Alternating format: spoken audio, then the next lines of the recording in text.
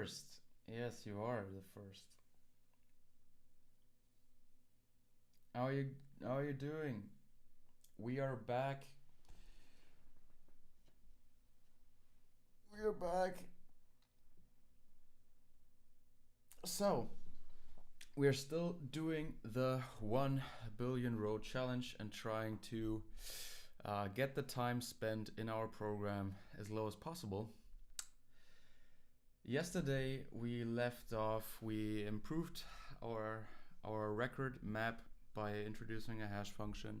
We added some debug info to the probing sequence length, and also we investigated how bad the profiling overhead is in our code. Now the first thing I want to do now is how do I get the The first thing I want to do now, well, first I off stream I added the line count to the debug info struct, and I also changed the printout of the debug info a little bit. So this now looks like, if I build this, if I run the program on the small data set, it now looks like this. It's not particularly nice, but okay. We now also have the line count, the mean and the standard deviation of the probing sequence length, and yeah, we also have a total time elapsed. Do you use Tmux? Yeah, I'm using Tmux.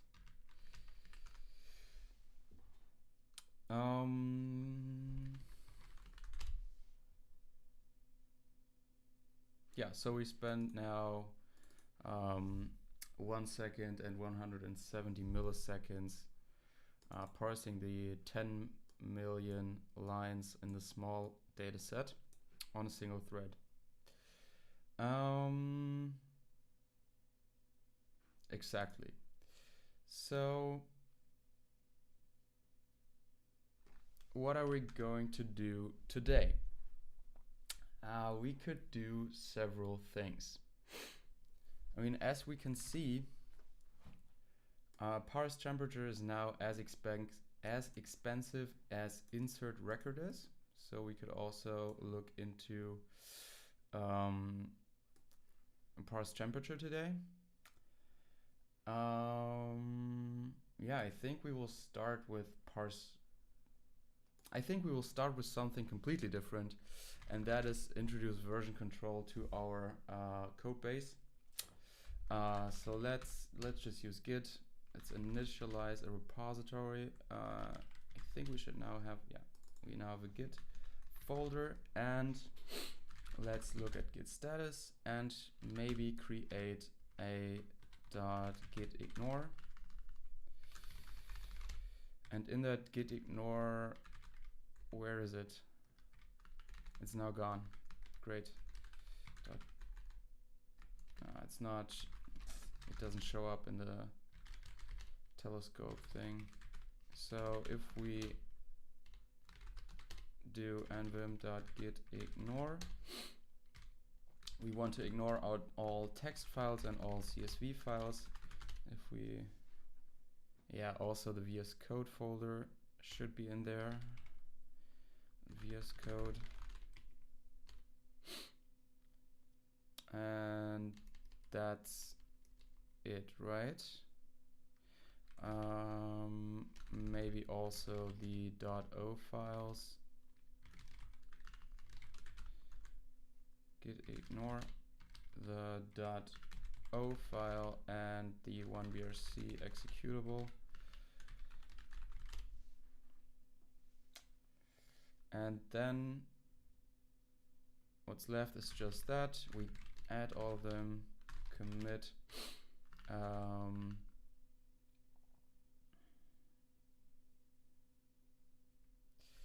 config global user.name. Please tell me who you are. Is that enough?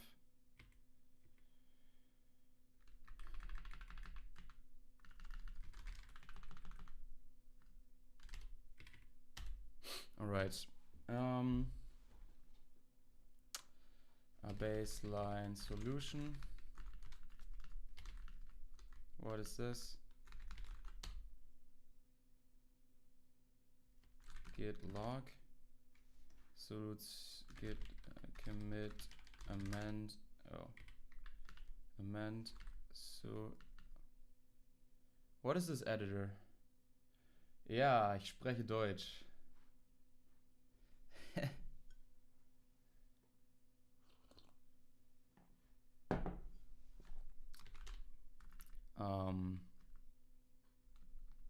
Like, what is this editor? How do you set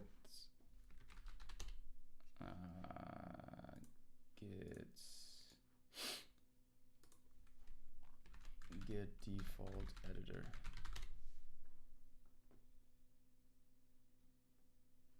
I thought it uses, okay, it uses Vim.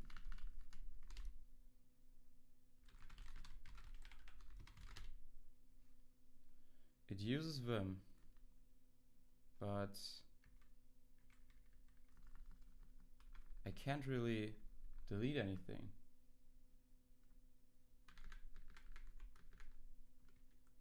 Baseline solution.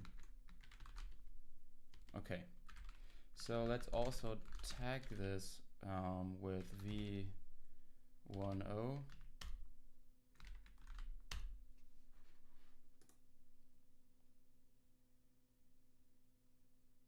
Yeah, did you know I'm learning German? I've been on a 52-day streak on Duolingo and I'm watching a TV series. Nice. Why are you learning German? Just out of curiosity, or let's say why is it not deleting? Like, what is this?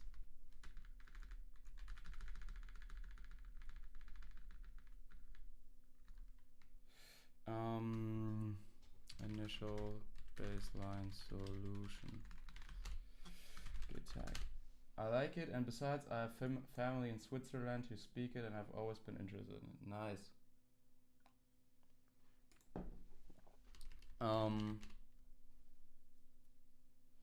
Ja, dann viel Erfolg beim Deutschlernen.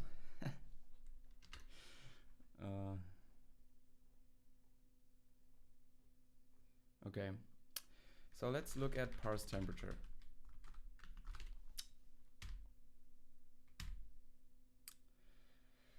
Now parse temperature has, well, at the moment we're parsing the temperature as a floating point value. So we find a dot, then we calculate the length of the integer part and the fractional part, and then we parse the digits by iteratively multiplying the result by 10 and adding in the digit. Now we know from the one BRC GitHub, we know from the rules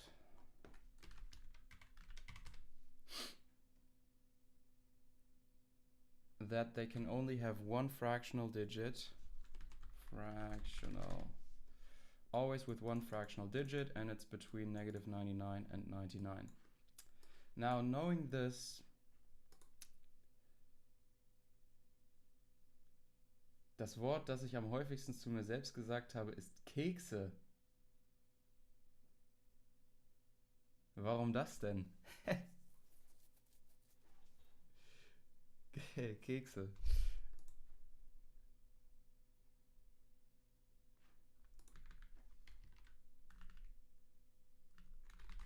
Das sind so.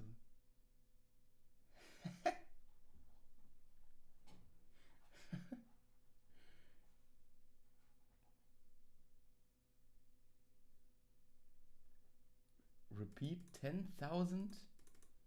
What? Kekse. What's so special about that word? I don't know. Okay, so parse temperature. Let's parse temperature.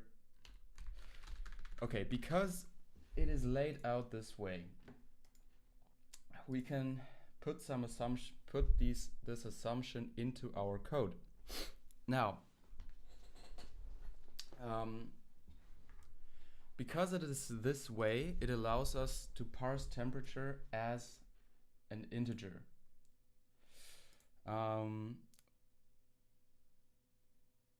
Yeah, where the fractional part, where just, I mean, we just use, so let's do it like this, U32. I mean, effectively, if it's just -99 to 99, then we can use a signed 16-bit integer even. I don't know if that does anything. Parse temperature int, or I16. And it gets the stir and the stir length. Let's make this a U64, I guess. So, note, temperatures are in the range -99.9 and to 99.9 with one fractional digit included always. One fractional digit always included. So this lets us make the assumption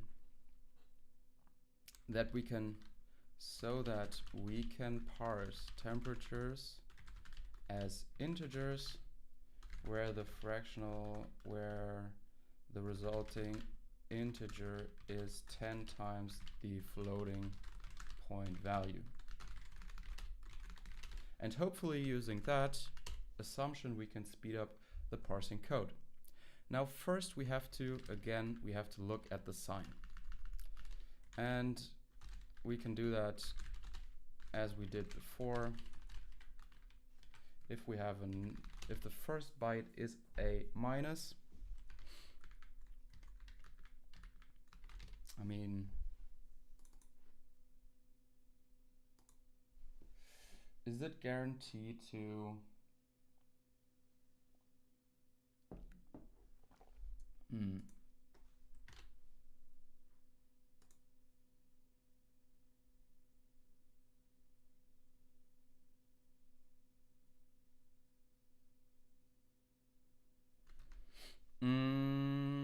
yeah, let's do it like this.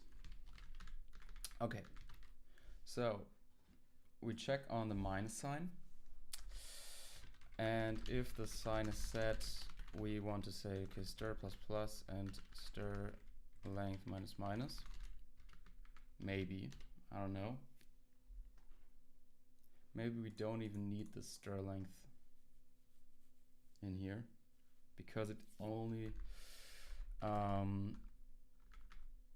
I mean, theoretically we can omit it because it can only be 5, it can be 3, 4 and 5, nothing else.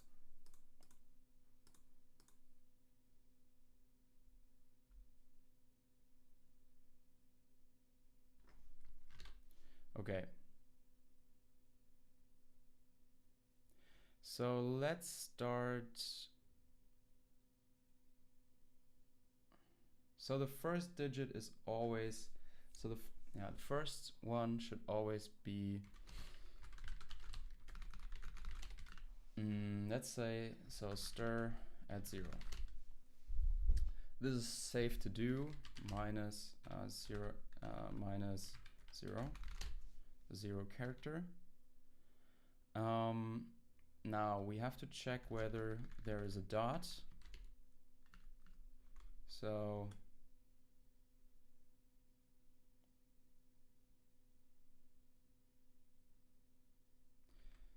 if stir at 1 is equal to the dot,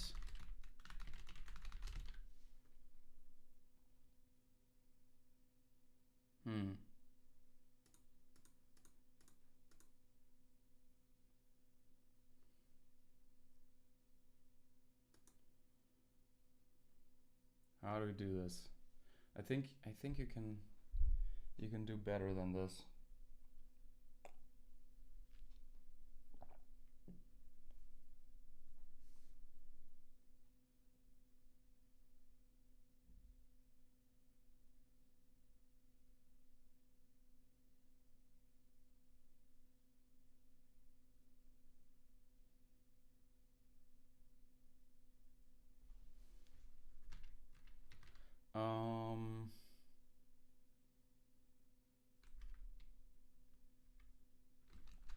Multiplier. If this is a dot, no, if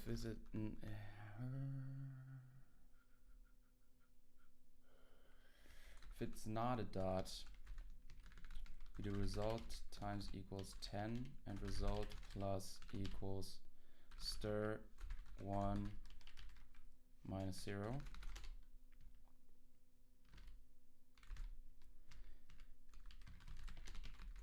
And we do stir plus plus. And otherwise we do, I wonder if there's a version of this where you can completely eliminate the branches with conditional moves. Probably. Well, let's just do it like this for now.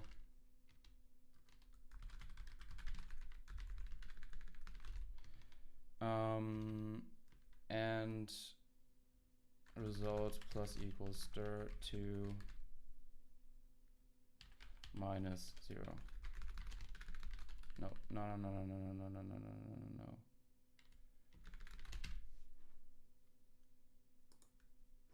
Or stir plus plus.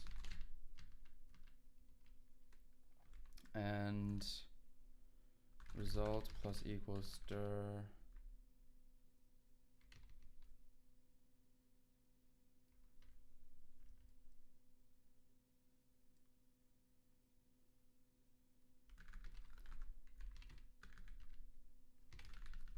if it's not a dot, and then we do stir. So stir at 2, stir plus plus. If it is a dot, I mean stir at 2. Stir at 2, yeah. Result plus equals stir at 2, I guess.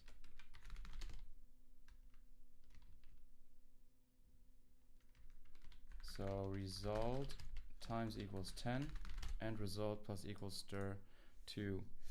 I don't know if this is exactly correct.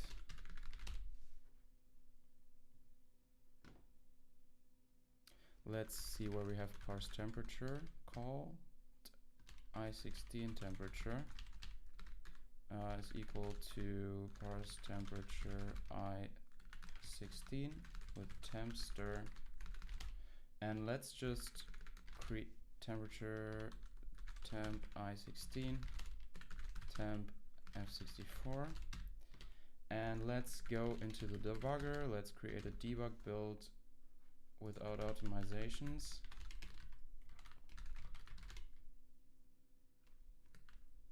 Parse temperature I16. Let's remove this.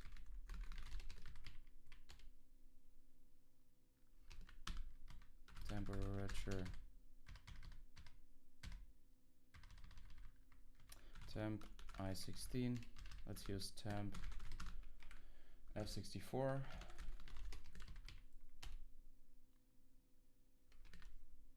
Unused variable. Yeah, that's okay. So go into the debugger, go into parse temperature. Let's just break here and execute. Oh yeah, what wait a second. Not parse temperature, but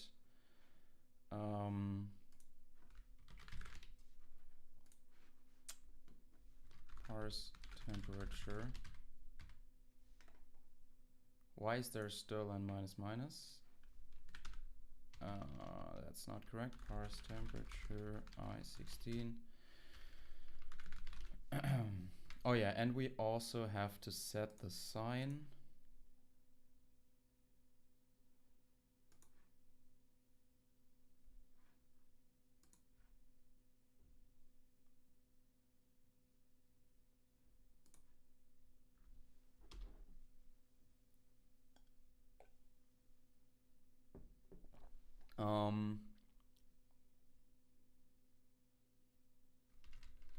So in here, if sign or result is equal to sign minus result.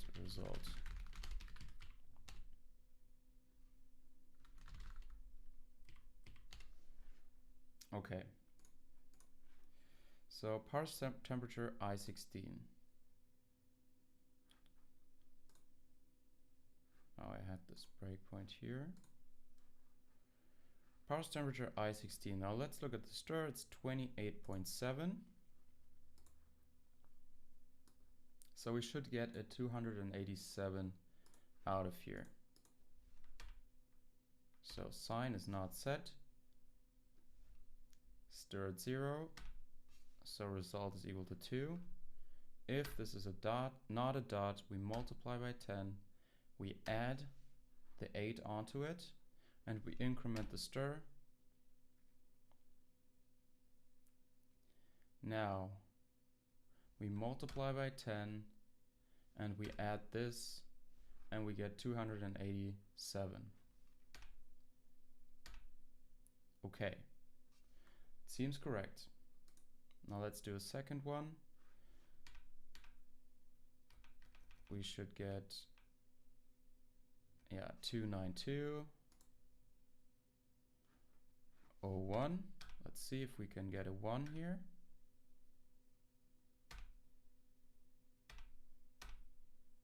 And we get a 1. 21. Let's get a negative number. Negative 2.6. So 2, 26, negative 26. Great.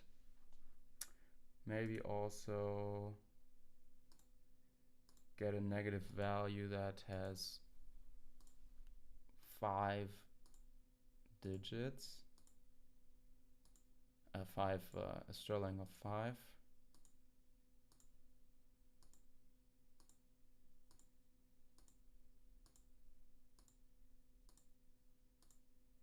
Let's see. Can we get 1? Negative 0.1.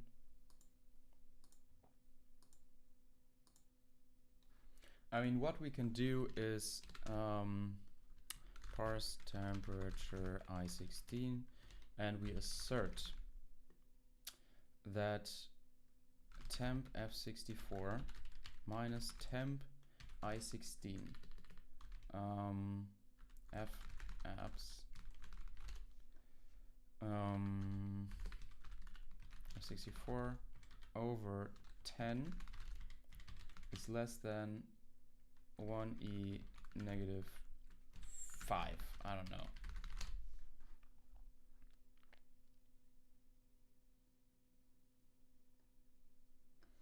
Now we don't have F apps probably.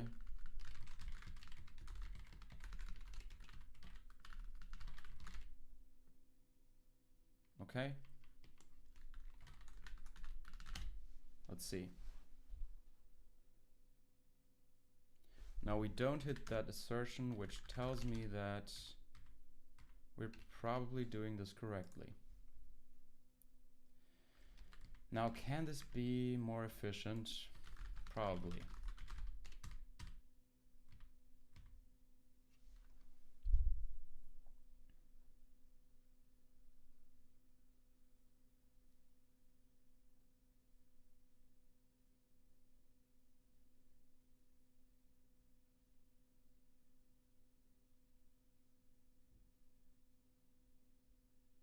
Probably it can be more efficient, and also how we handle this sign.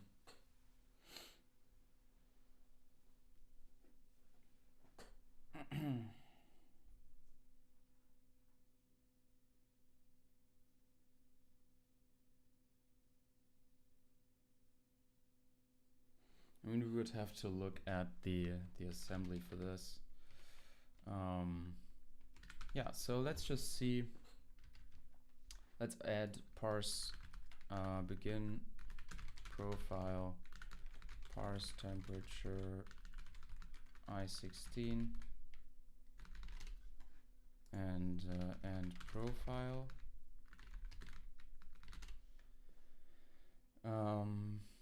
Define zone.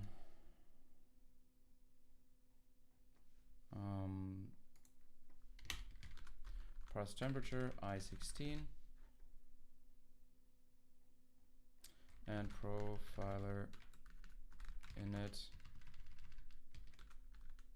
6 parse temperature I16 and profile zone. No. Let's see, prof scope. There was one more location, right? No. Let's just see.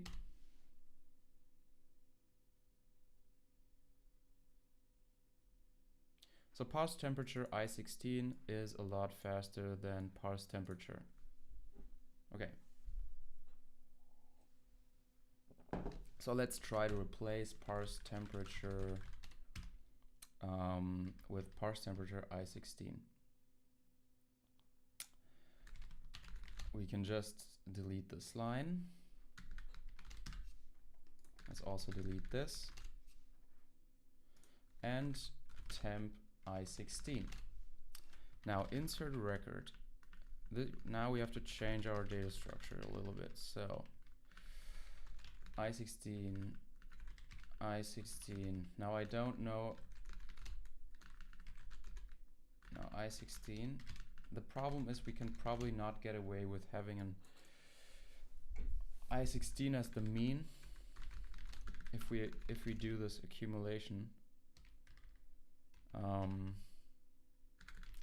Maybe have the mean as an I64. Count and min and max temp. Now insert record. What does insert record do again? So let's do I16.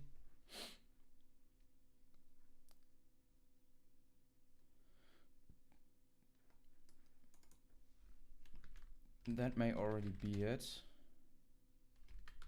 Oh yeah, and on our print f it doesn't work anymore.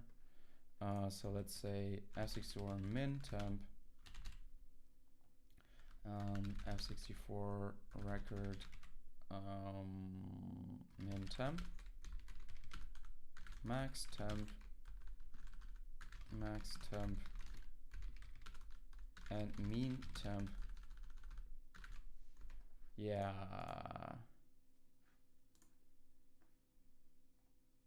Get mean also now doesn't work, really.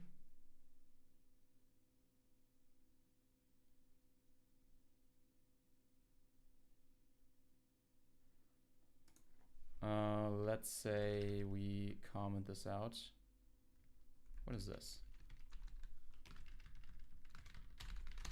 Get mean now doesn't work, really. Mean temp is equal to record mean temp over f64 record count. So here we use the min temp, mean temp, max temp, and let's see if it is still correct. Temperature length.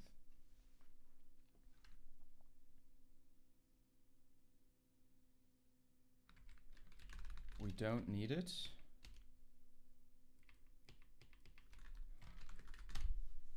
Let's see. So we are now at, yeah, parse temperature obviously is now 0. We are now at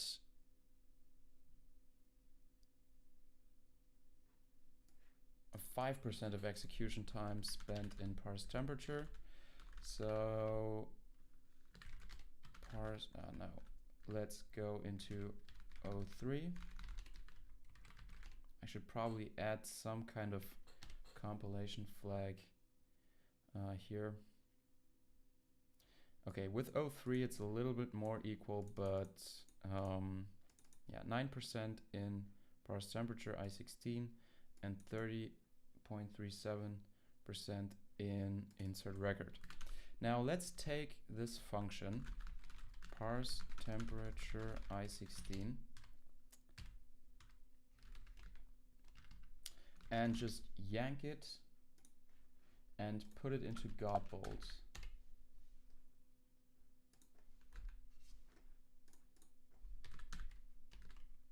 Now begin profile, obviously it doesn't know about that. And end profile, and let's just quickly type def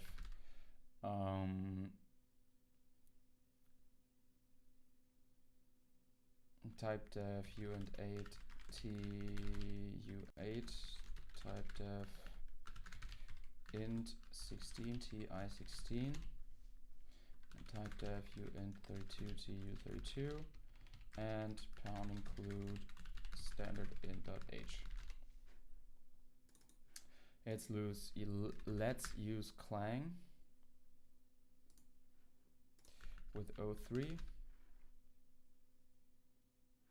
Oh no. Clang, not 32-bit ARM. Let's use that. All right, and here we can see what the compiler does to the code with O3.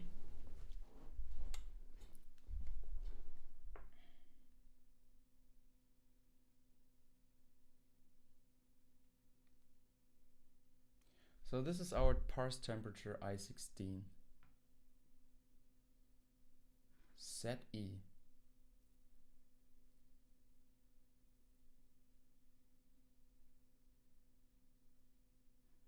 CL. Okay, so as you can see, there are no branches in here.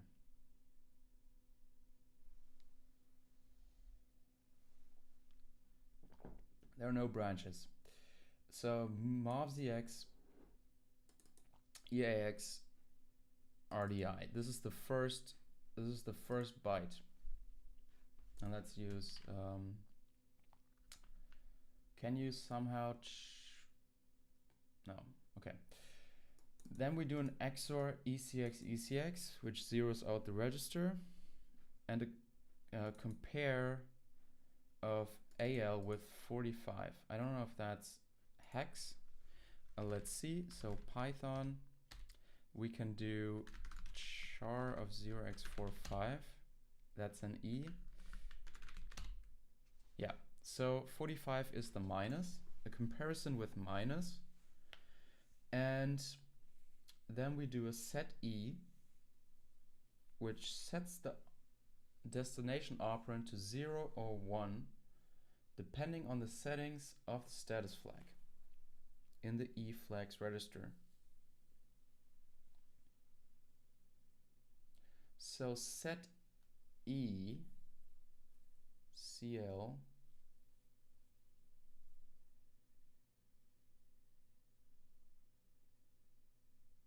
so C is now either 0 or 1, depending on whether this yeah, so if this is a minus, we call set E with CL, and then we add CL onto RDX. So we advance the pointer if the sign is set. Okay. We could explicitly say that like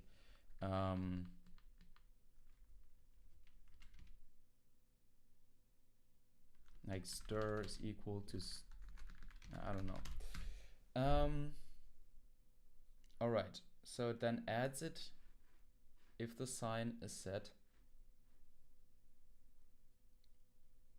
It does a load effective address.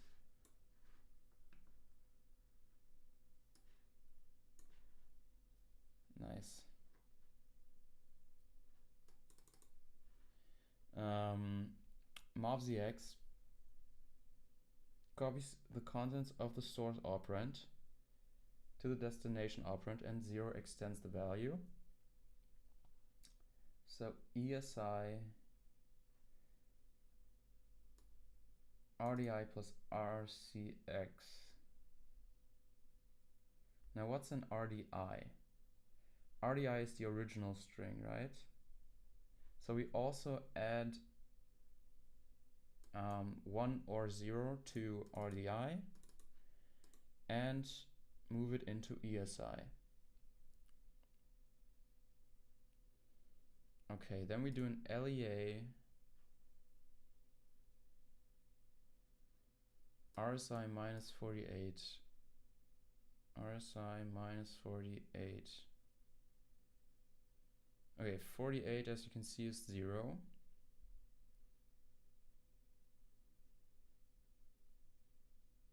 Yeah, this is exactly this here. So we move the first byte, then we do an LEA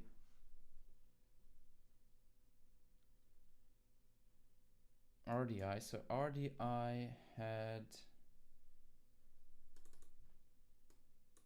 this is now an R9. We increment R9. So this is this.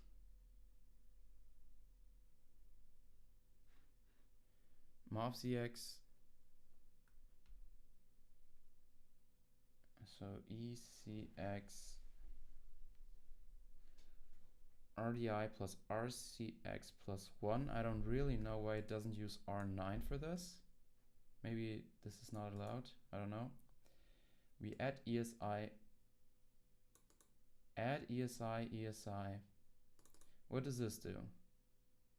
So ESI contains the byte at RDI plus RCX. It effectively multiplies it by 2, but why? Who knows why exactly it does that? We compare CX to 46, which is probably just a dot. Yes, it is. Then we do a load effective address, RSI times 4. Okay. RSI plus RSI times 4. So this is pretty crazy. I wonder if we can get this down, the number of instructions. It's good to see that we don't have a branch in here.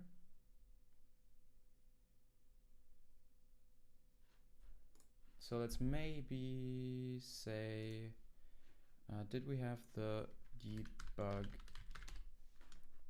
Yeah, we had the debug flags on.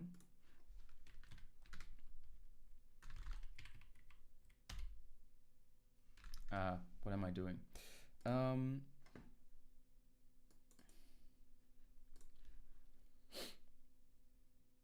So where are the breakpoints? Here? No. Parse temperature I16.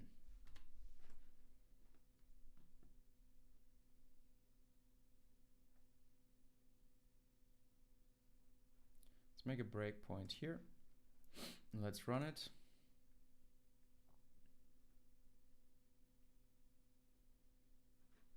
Run. Probably gets inlined. Let's see.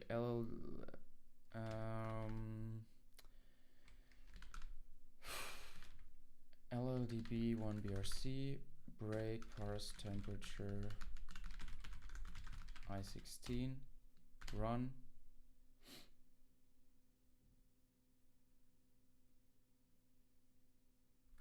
Breakpoints.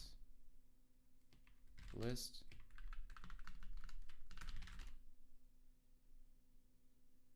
Entry point del 2, del 1.2, detach. How do I break point delete 2? 1.2 breakpoint list, and let's rerun it. Okay, we don't hit it. Parse temperature I16. That's too bad.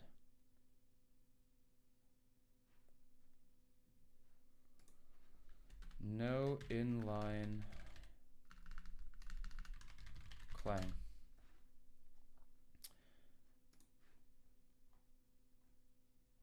Attribute no inline. Where do you put it?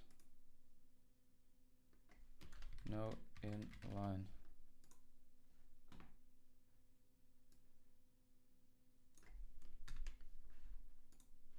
Do we put this before the function?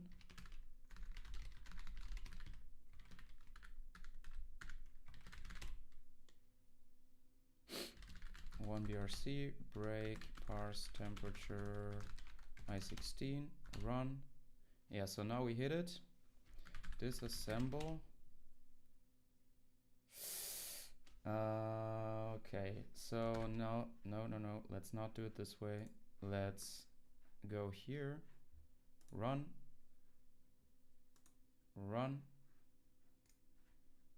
open disassembly view. Do we see the same kind of disassembly? Let's see.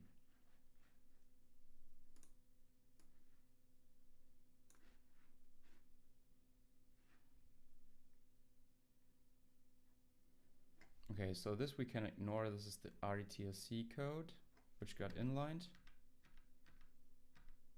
So we move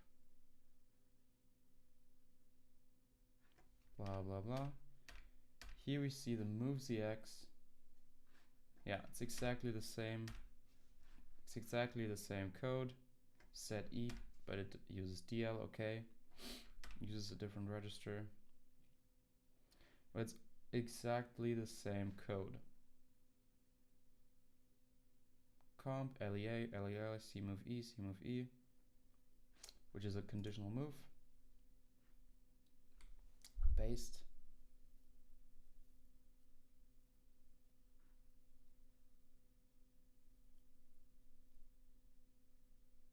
I don't know what this does though.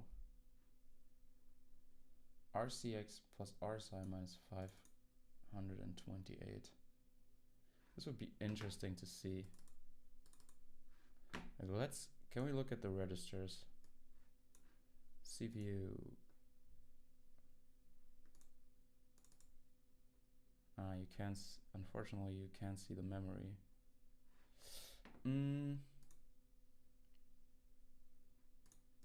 Let's stop. Let's open. We are again here, registers, CPU. We can also maybe E flags. This is only hex. Why does it, can you just change this to not be hex?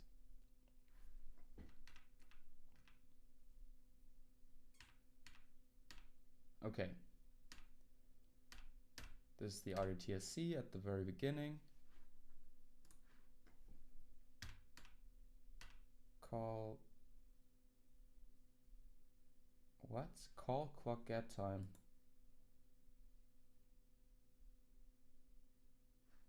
Stop. And maybe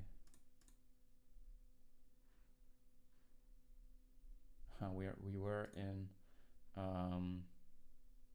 the wrong function. Okay. LEA, this is the RTSC. moveCX, CPU. We compare CL with 0x2D, which is the minus. Set E in DL, so D RDX is 0, still 0. Now RSI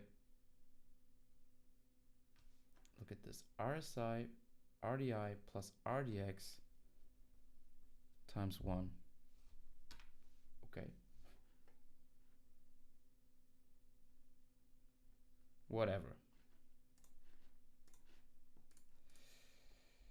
So maybe we just leave it at that and look at it later.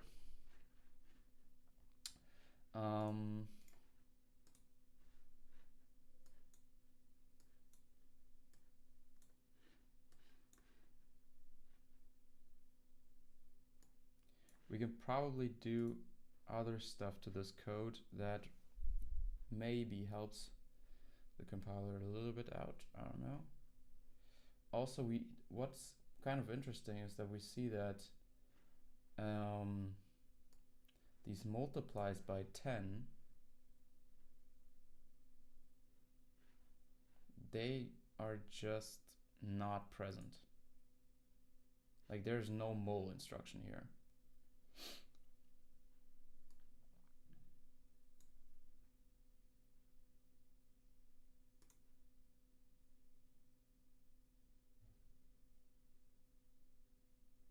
RDX plus RCX.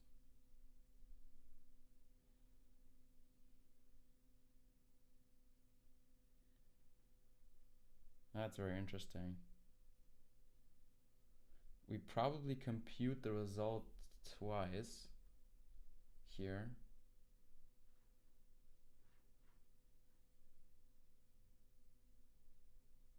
And then do a CMOV in the end if AL was 45. Oh no. AL 45. So here's another comparison. And EDI, what does EDI contain? Move EDI 48. Which is a 0.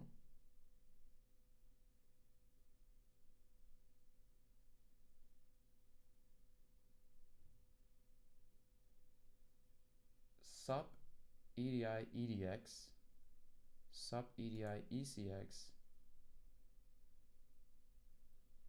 Okay. Interesting. I have to go to the toilet.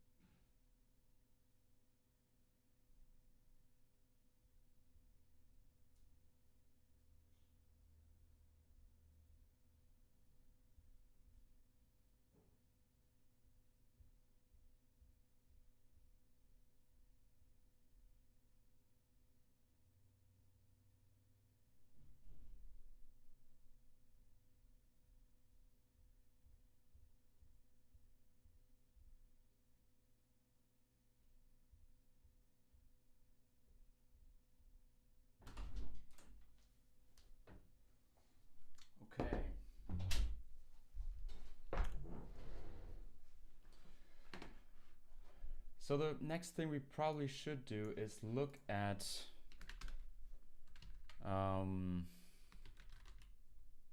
whether our result is even correct. So let's go here and let's just be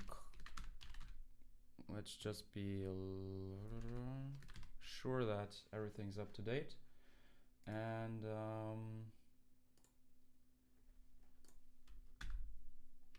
let's refresh this. All right, build.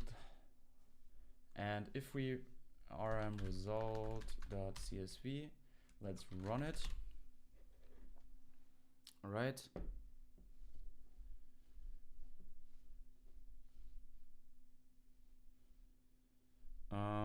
And let's see what the results look like. Result, it's not in here. Result.csv, Berlin. Ooh. As you can see, they're all multiplied by 10. So this is a problem, obviously. We don't want that. In 1brc.c, where we do our obrc debug.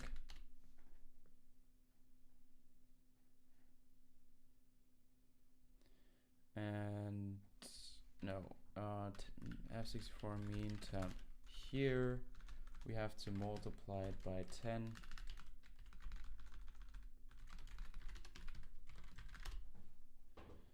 And run it again. And let's see, let's open up the results.csv.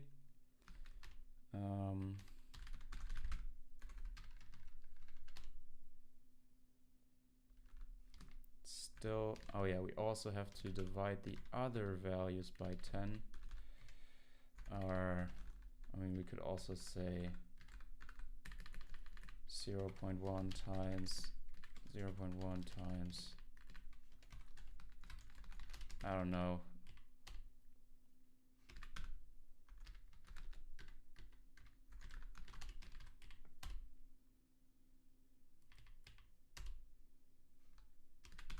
So in result.csv, we should now have the correct values. It's because of the git ignore, right? Baseline small Berlin. Yeah. So we get the correct results probably.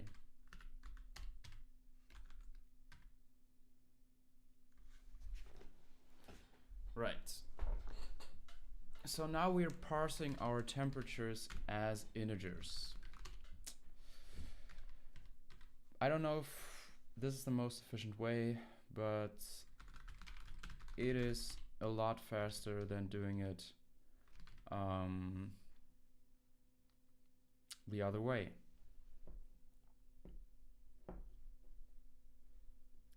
Like now we're down to 96 milliseconds, and I think we were somewhere at some point. Yeah, I don't have it anymore. But we were at approximately 300 milliseconds as insert record. Okay.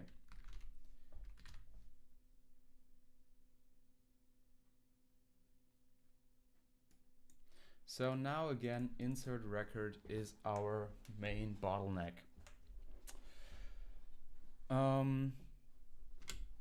Let's see what happens if we increase the lane count at this point, like to 4.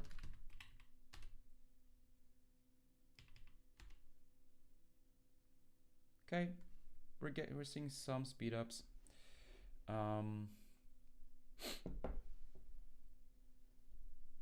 Yeah. Okay, one thing I also wanted to track in the debug info is the string length,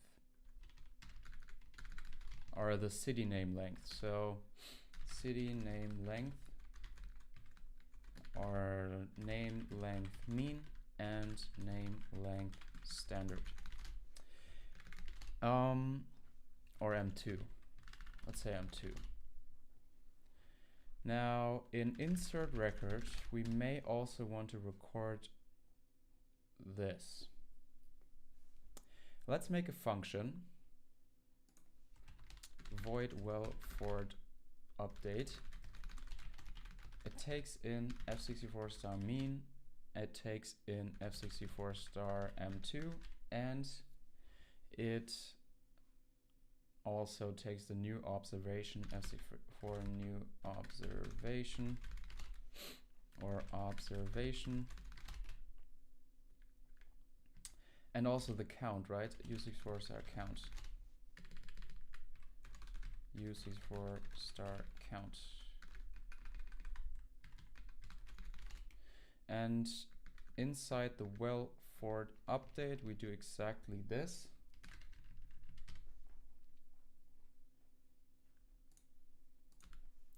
But here we just say, okay, star count plus plus old mean is equal to star mean. Delta is equal to observation minus old mean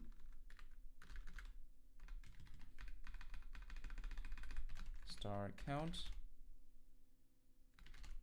What?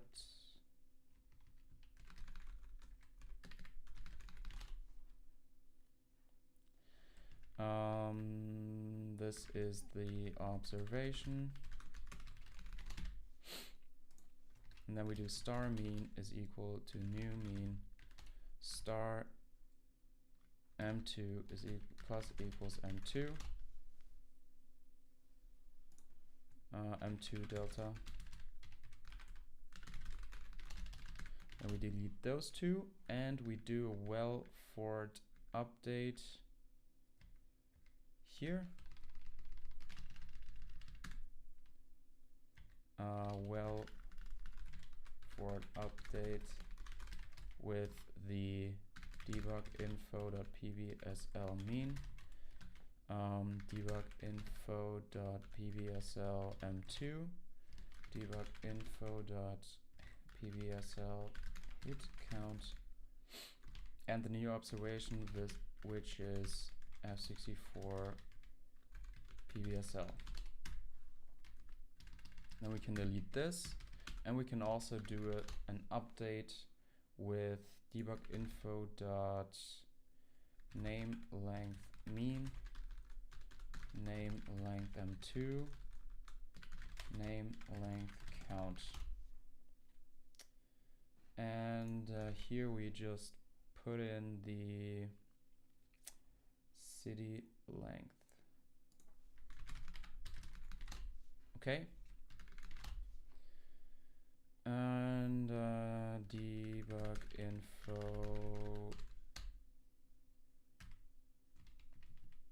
name length f64 name length count.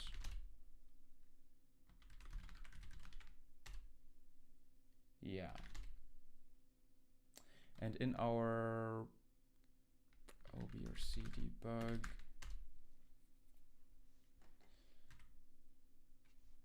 here we now also want to report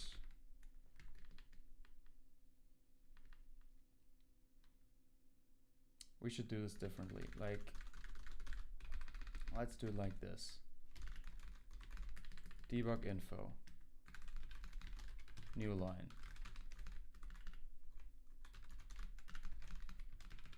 tab line count, lu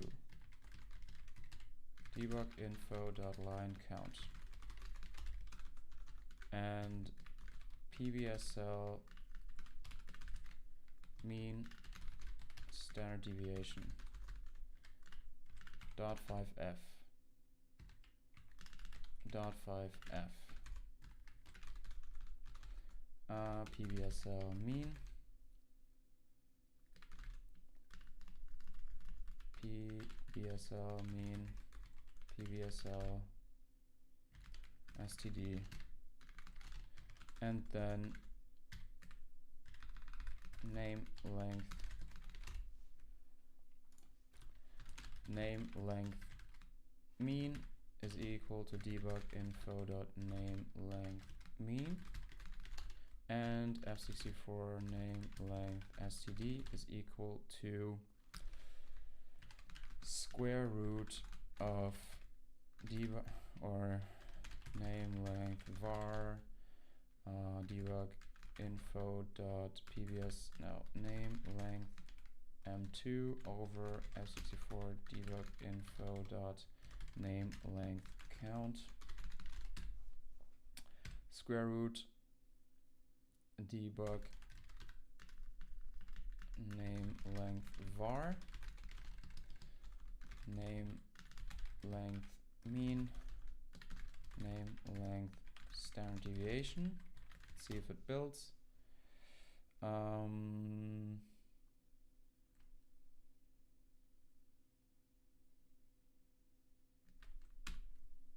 Well, for it update name length count,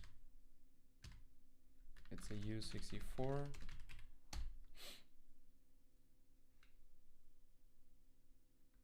Expression result unused. Star count plus plus. Okay. Star count plus equals 1. Fine. Okay, let's reduce it to one thread again.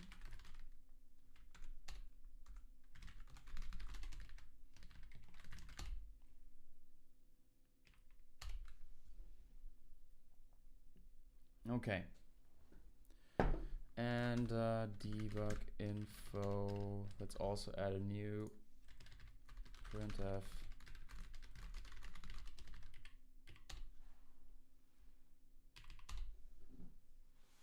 All right.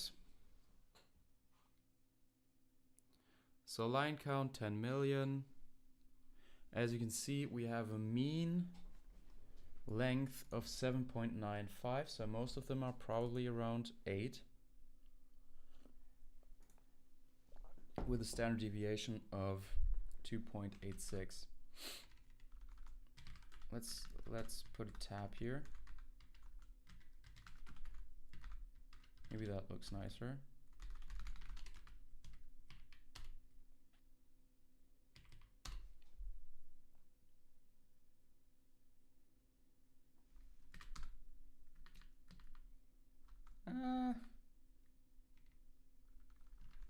That one needs another tab.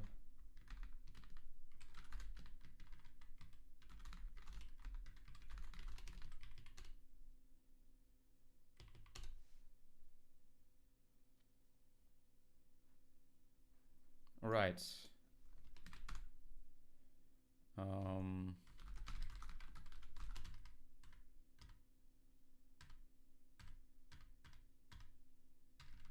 Profiler report. Let's also add a tab here and a tab here.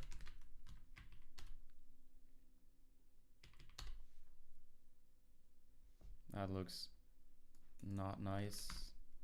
So let's do -25 here.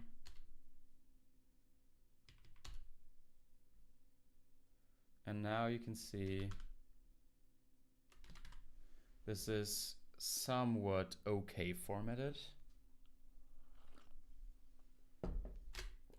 Let's remove parse temperature from the printout.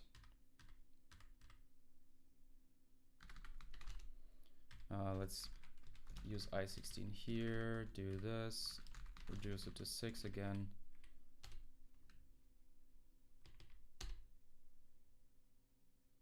All right. This is where we currently are.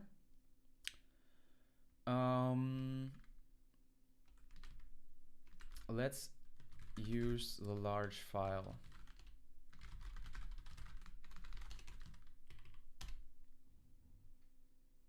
arm result.csv.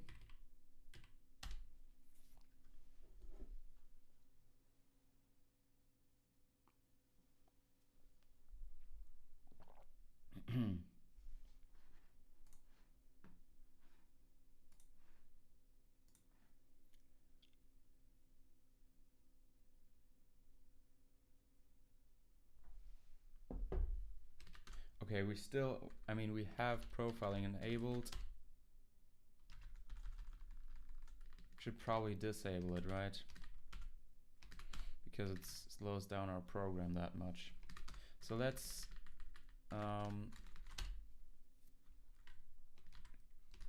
do this. Let's build it again.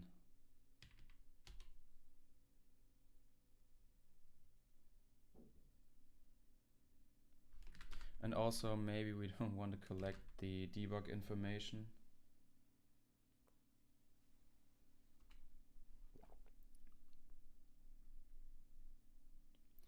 So this is now on a single thread executing the program without profiling enabled.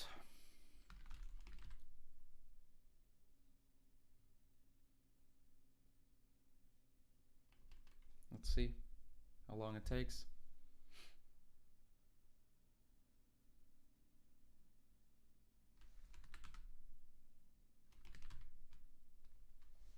So it takes 42 seconds on. I feel like it was faster at some point, if I'm not mistaken.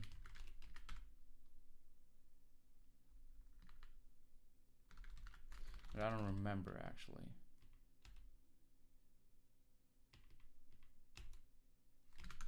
Let's no inline. Let's remove this for now.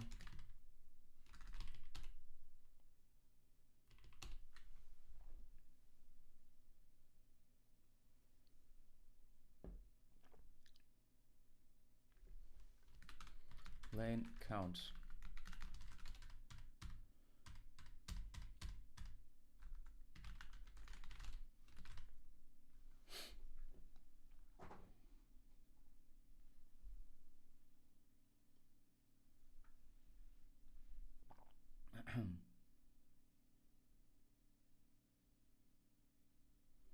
So 31 seconds here.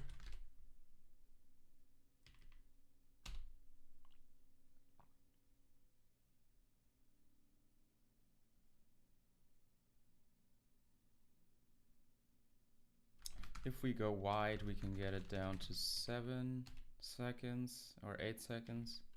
I don't know what the previous value was. Okay. With 6 threads, we get 5.4 seconds.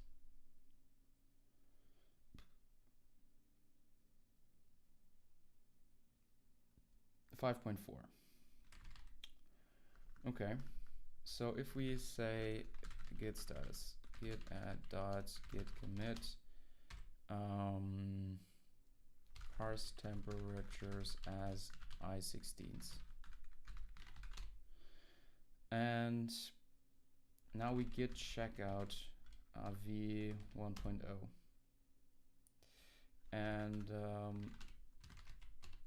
1brc parse temperature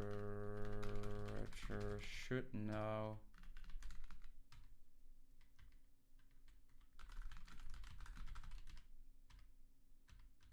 there should be no, okay. So if we go into the build again,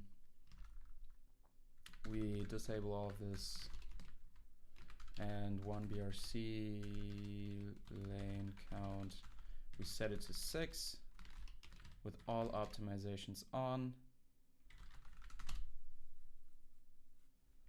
We had the wrong file.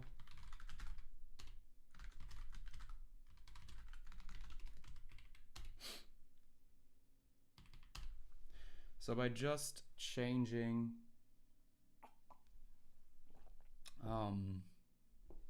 yeah, we stripped away like 700 milliseconds or so.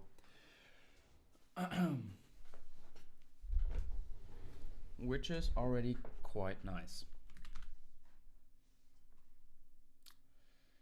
So let's git status, git restore, git status, git checkout master, and parse temperature I16 now exists. All right. I mean, is it fair? I mean, we stripped away this mean calculation because it's now only an OBRC debug. So it wasn't really a fair comparison, right?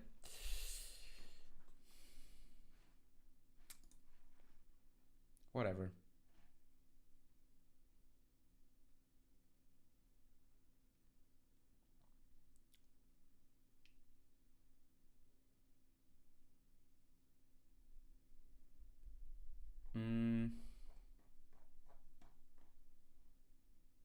I want to change our build script so that we can quickly switch these flags on and off.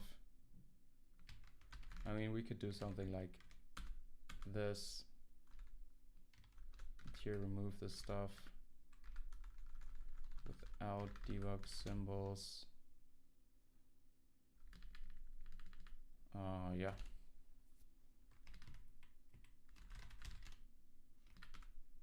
Oh.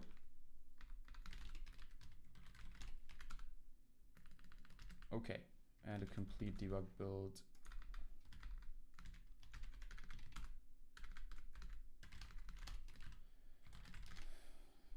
Okay.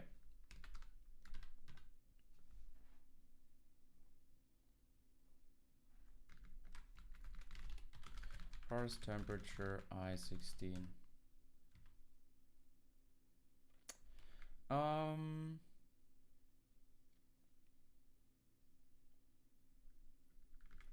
Yeah, so profiling is again on.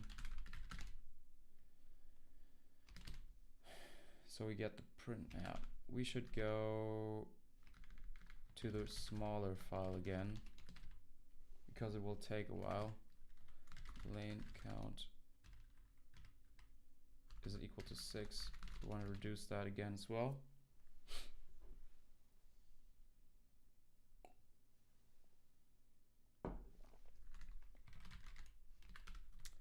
Measurements.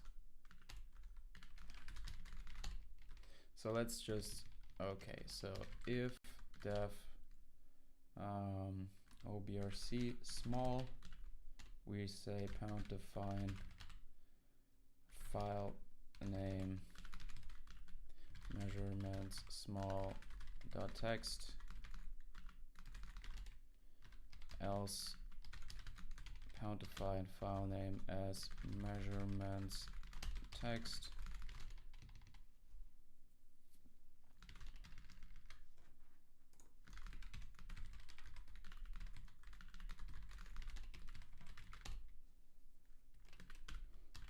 And then in our builds, let's dash d OBRC small.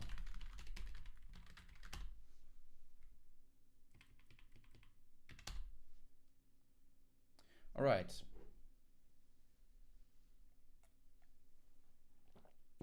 So find character might be something we want to be looking at as well, but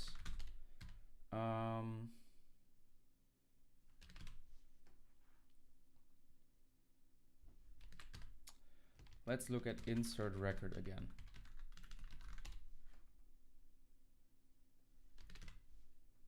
Okay, so we know that most of our name lengths are in the ballpark of 8 bytes. Now, many of them are 8-byte long. I don't know. That would be actually interesting to calculate. We could do something like Python 3, import pandas. Do we have event here? Oh yeah, we do.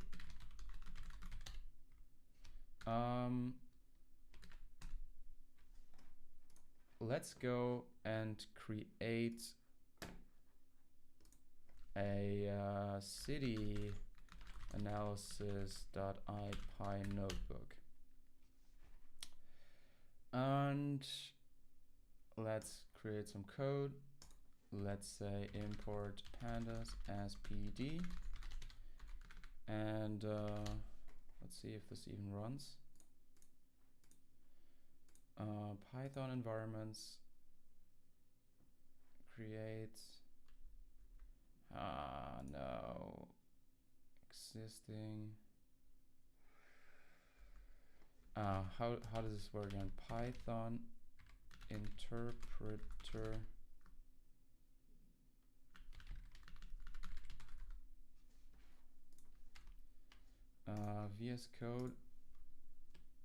VS Code Python enter VS Code choose venv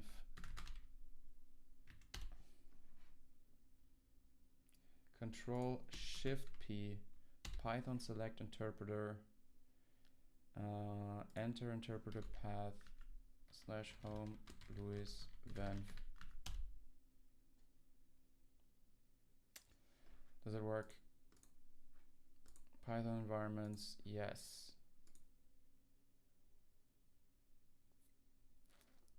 Okay. So df pd.dataframe result.csv df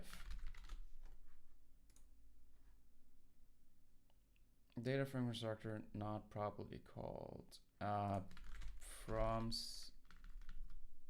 read CSV. It's like this, right?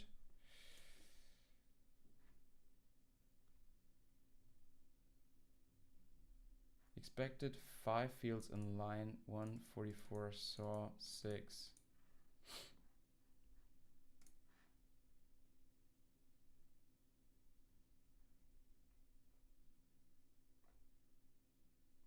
One 44. 1, 2, 3, 4, 5. Saw 6.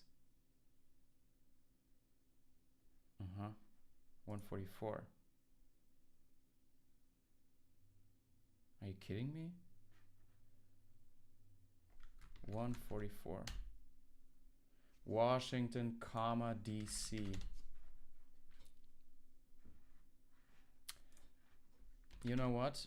In our profiler, where do we do this? Print F. Let's do semicolons. So that won't happen.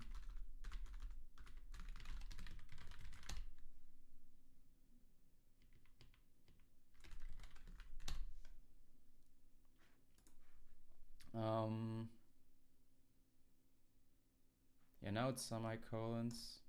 Let's see if it works now. How do we PD read CSV delimiter? Oh my goodness, delimiter.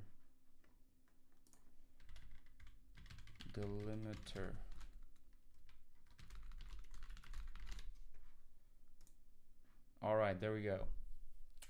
Now, how do we map the strings to their specific length? We could do something like df city name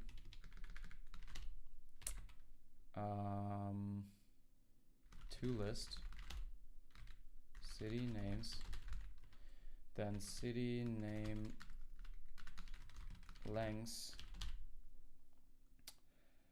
is equal to city length of city name for city name in city names, and then let's also import matplotlib.pyplot as plt and plt.plot. Now hist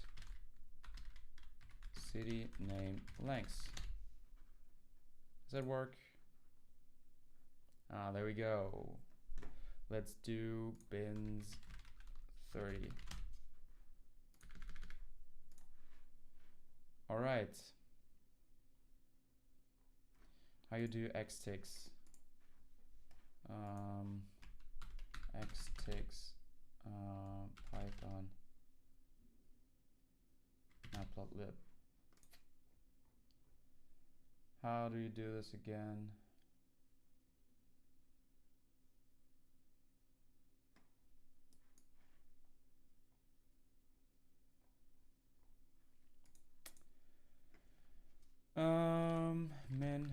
min city name length.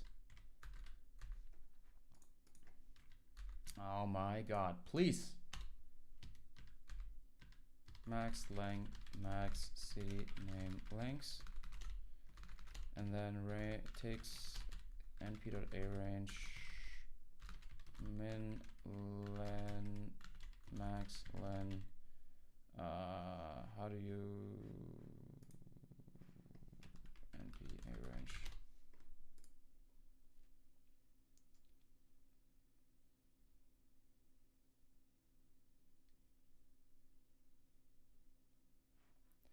So max length plus 1 and import numpy as np, and then plt.x ticks is equal to ticks.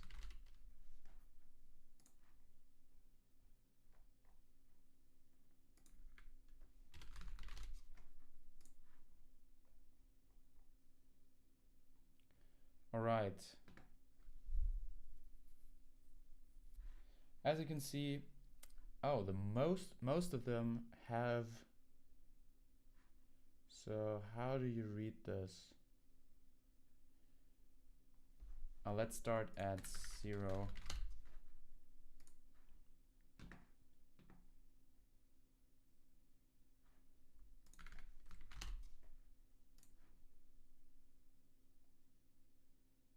Why does it start at 2? 2, 3.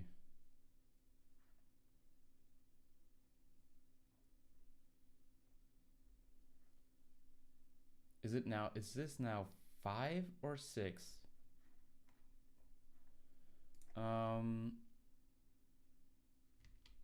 Let's do np.array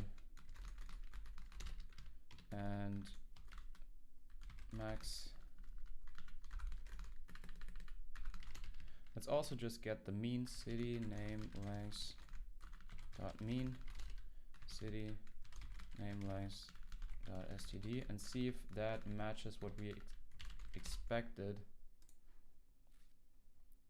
So we get a 7.89 and a 2.87, which is almost what we see here. Now we only do this from the results.csv, and they're probably the same only because they do a uniform sample from all of the city names in their code. But as you can see, we have some that are like have 25. Let's look at name lengths. Max length.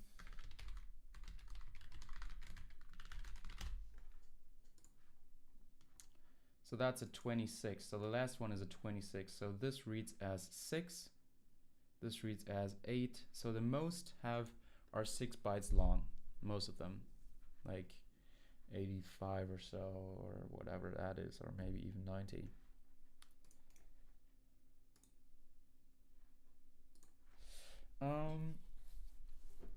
Yeah. So this is some information we could theoretically use. We could also look at the quantiles, like np.quantile. How does that work again? City name length, and let's get the 0. Let's get the 0 0.25, 0 0.5, 0 0.75 quantiles. Let's see. So you can see 75% are between, what's the min?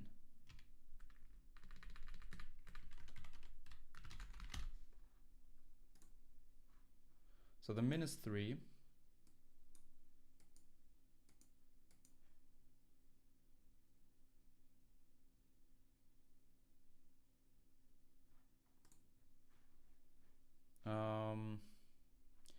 So 75% are between 3 and 9. Let's see, 80.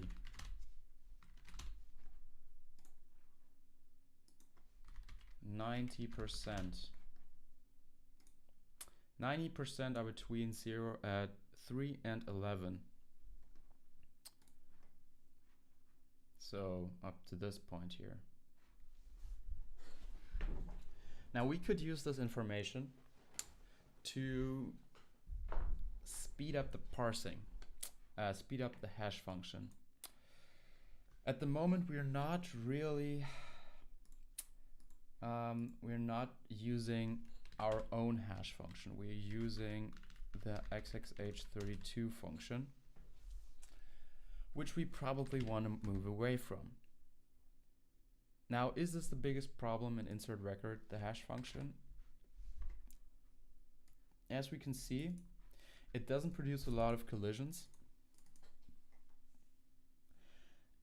And it is like 96 milliseconds out of, and the entire insert record function is 305 milliseconds. So there's 200 milliseconds doing some other stuff. One thing we could do, so first we could collect more metrics. Like we are now only collecting RETSCs and converting it into milliseconds using a CPU frequency estimate. What we could now also do is collect some other metrics like L2 cache misses or stuff like this. We could also try and experiment with the map size. We can make it like 16K instead of 32K. That increases the collisions a little bit, and it doesn't really do anything to insert record. So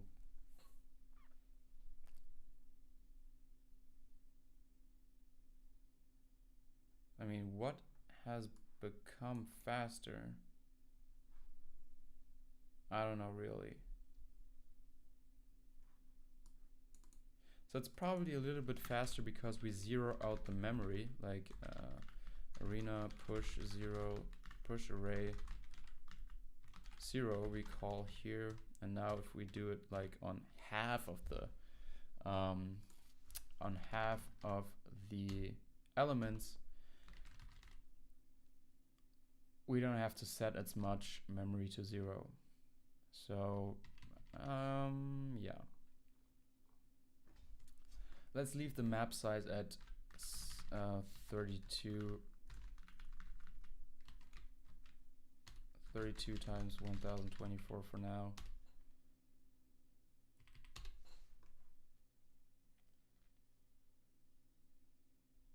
All right.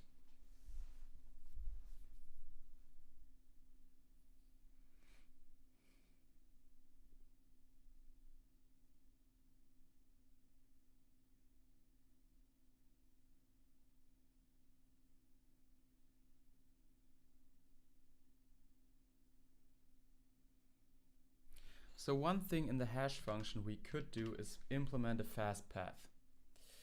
In hash, but I don't really, the problem is I have no experience with how I would design, with how you would design a hash function. We could see what xxh32 is doing. We could also try and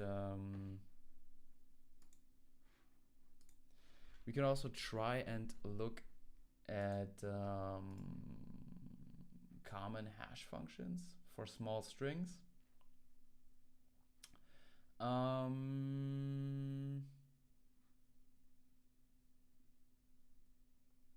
do we really want to look at the hash function yet?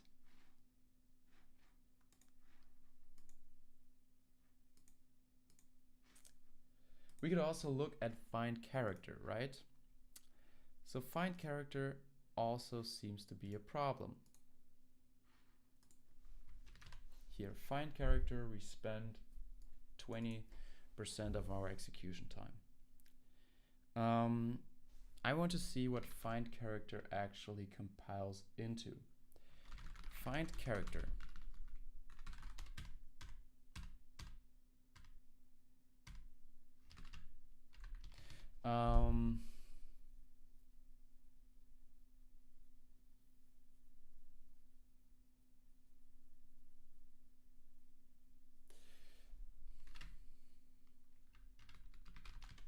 Let's do it like this. Let's go into Godbold.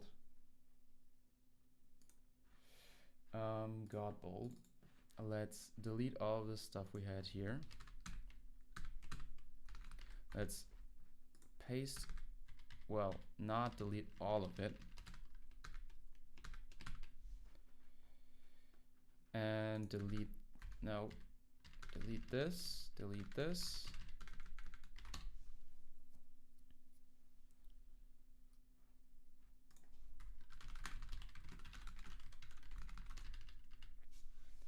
All right. So this is what it looks like at the moment. It does a comparison. DL.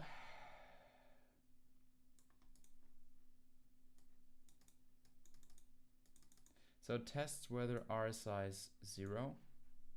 This is probably the length. And if it's 0, it just goes to this here and returns 0. If it's not 0, it compares the byte in RAX to DL. DL is the needle. And if it's the same, it goes to return. Okay. Otherwise, it increments RAX, it decrements RSI. And what happens if we use find character? Let's say this just this also gets a U8 star stir, U8 64 length, U8 needle. No, not needle, but we do now find character U8 star A, find character stir length and new line, and B is find character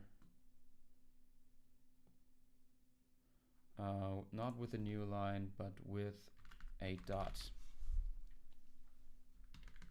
and then we do A XOR B and say U8 star result is equal to this, y, just to use it.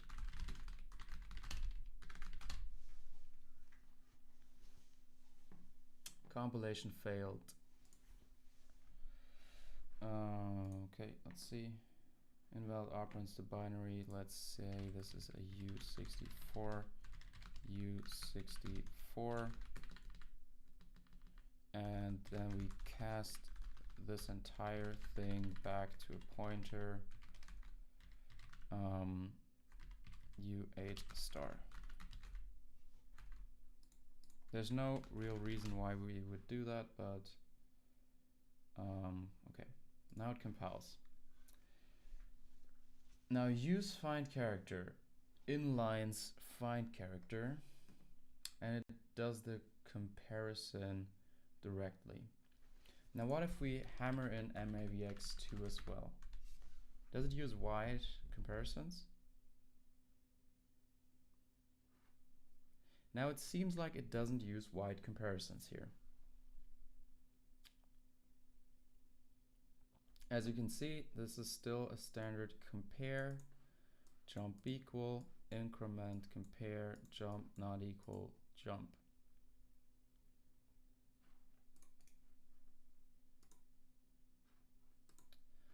Let's see if that's actually also the case for our code.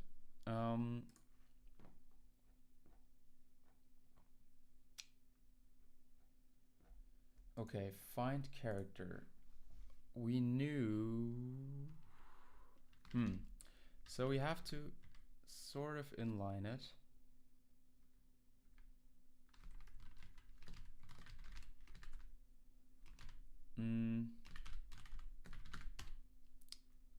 The question is, does this sort of break?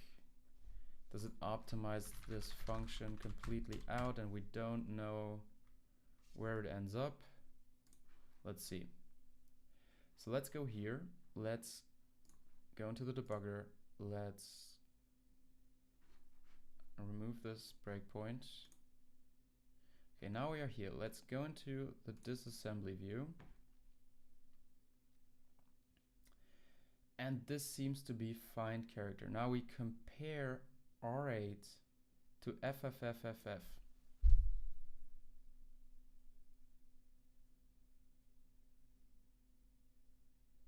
What is FF?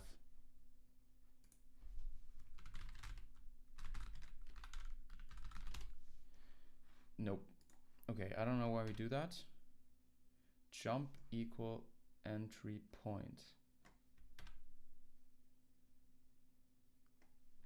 I don't know what it does. So here we do a compare with 0xa byte-wise. So 0xa is the new line. Is it a new line? It was a new line. So I think we are in the wrong place. I have this feeling that we are in the wrong place.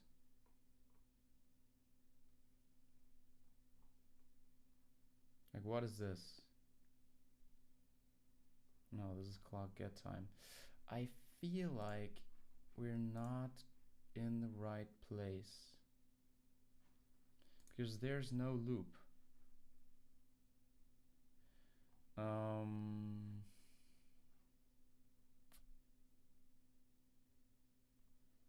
There is no loop. Like, let's see. Inc add LEA. Where do we do a compare with the new line? And can we search in this?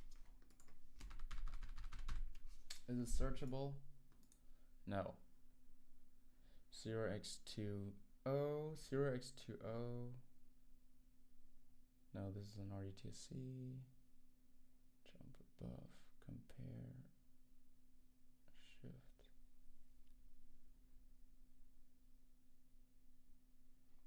3B, what is 3B?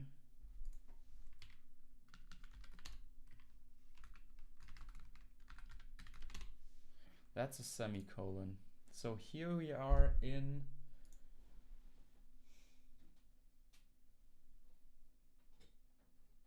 LEA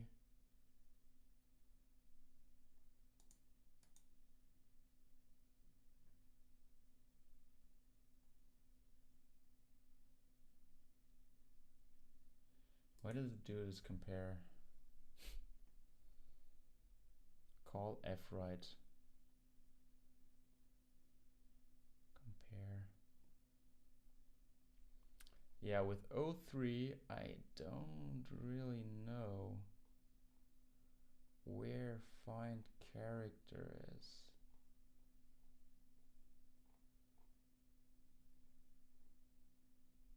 Here we see some vector code.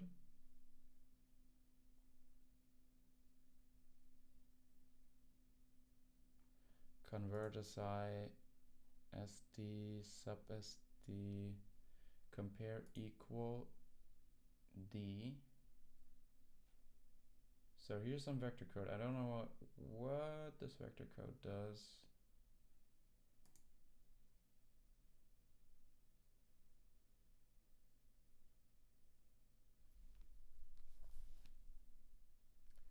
P unpack.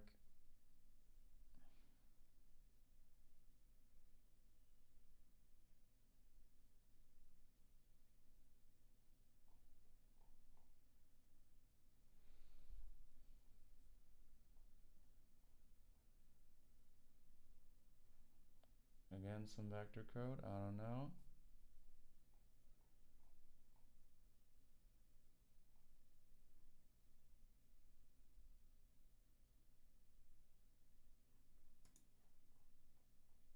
Yeah, so find character is completely gone.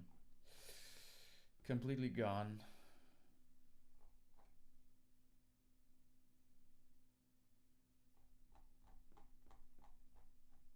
I don't see it. Maybe try and do this.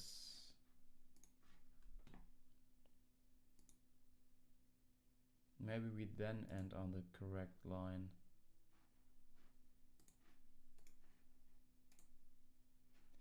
Yeah, here's the compare, but then it does a jump equal to entry point plus 320.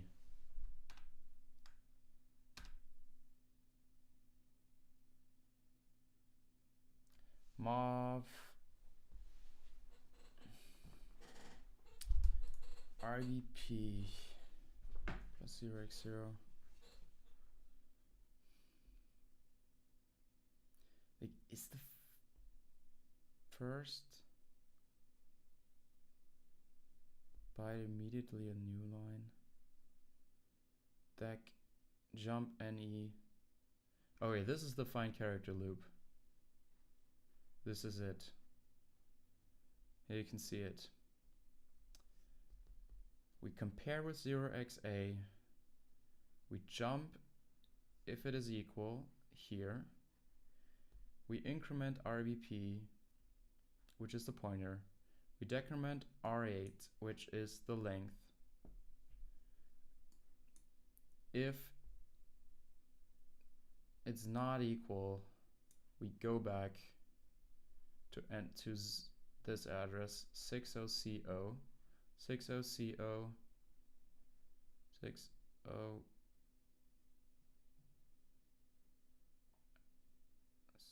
60CO, which is this.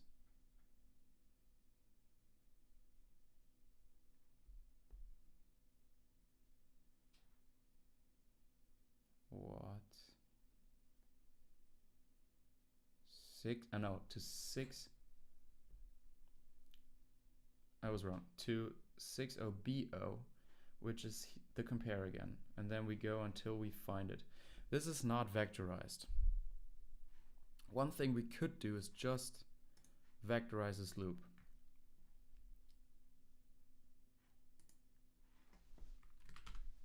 So in 1brc.c, let's say u8 star find character wide. u8 star haystack u64 length u8 needle. This is maybe not how we want to do it, but let's just try and see if it even works. So if we want to naively vectorize this code, we could just say we set, let's pull up the intrinsics guide, Intel intrinsics guide, like this, and set pack bytes. Now, how does it work again? Set one EPI 8 or packed integer. Yeah, set one EPI 8.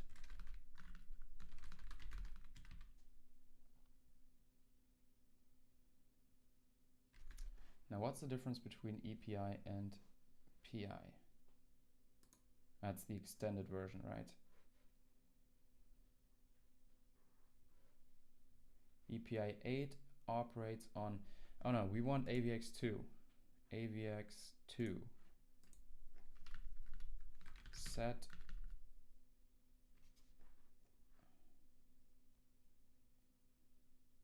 AVX2 has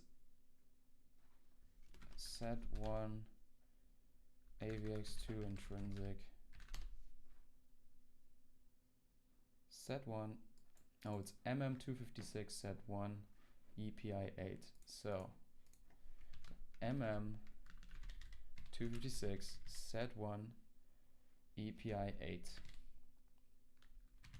needle. This is the M256 set 1. Why is it not showing up?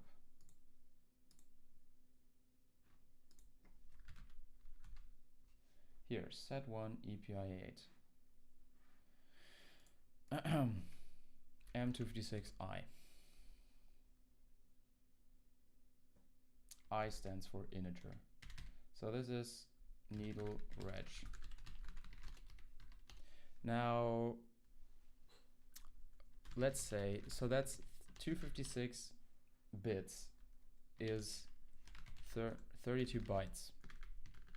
So let's say while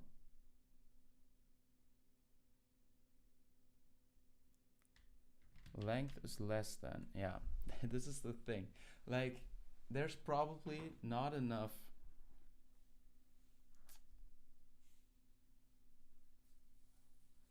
I don't know. Let's just do it like this. While length is less than the register width. So this is probably size of M256I.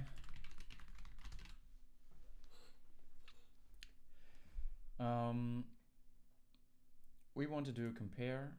So this is compare EPI8, compare greater than, compare equal.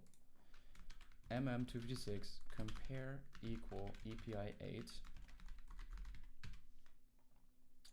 of, first we have to load set,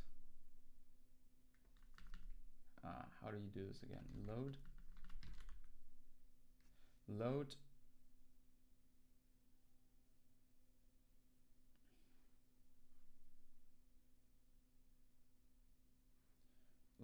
packed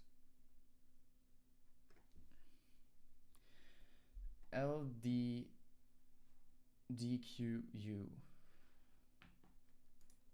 So this is the haystack reg M256I MM256 LDD 1 second.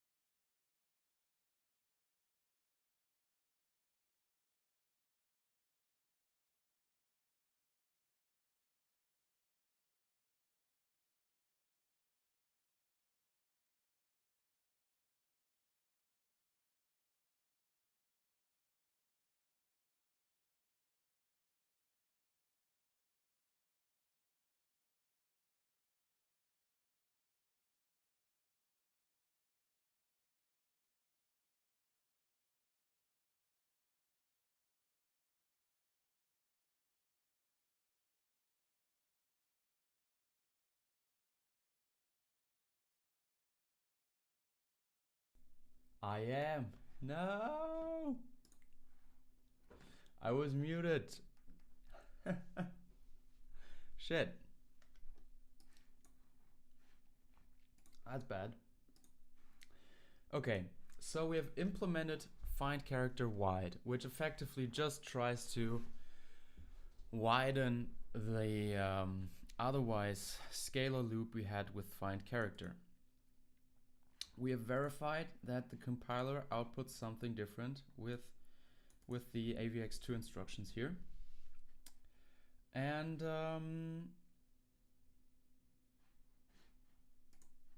yeah, verified with quotes. We should have probably done better.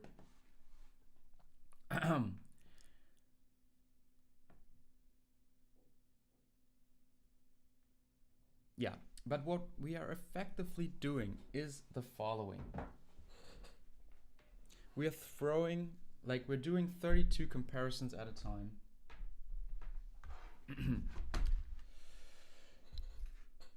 And we're throwing away a lot of the results we already have computed. Let's see. So if we load 32 bytes into memory, like this is the start of the file, then we do a 32 byte load.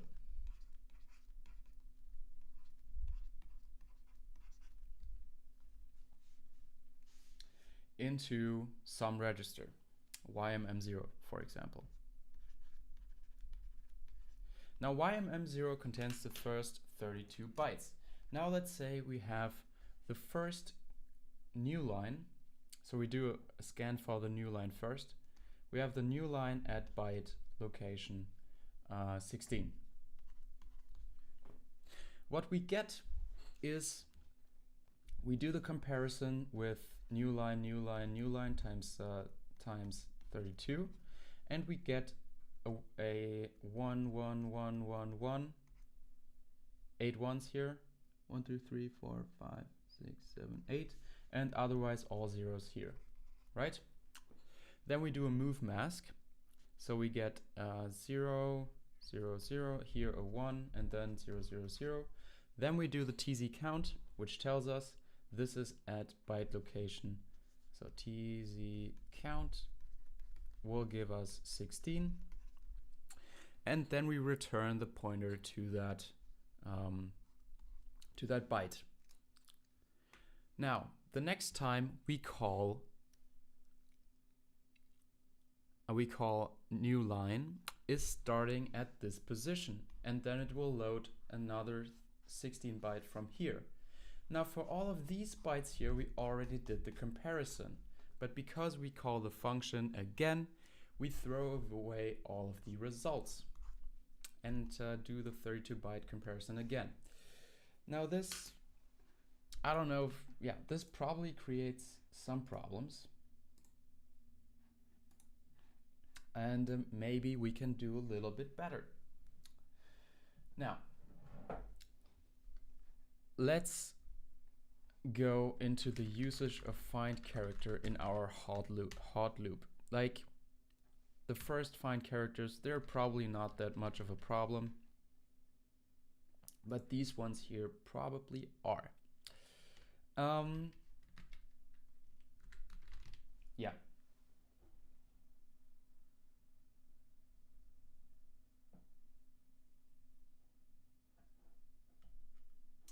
So how do we not throw away all of this work we did? Well, first, we know the order on which we expect the semicolon and the new line to be in. So we know that the first match always has to be a semicolon and the second match always has to be a new line. So all odd matches are semicolons and all even matches are new lines. Can we leverage this? Probably. So the first thing is probably determining the length to the end. Length to end is equal to end cursor minus cursor. Okay. Now what we want to do here is probably not use find character. We can do the same thing as in find character wide. Let's just copy this stuff here. So our needle is now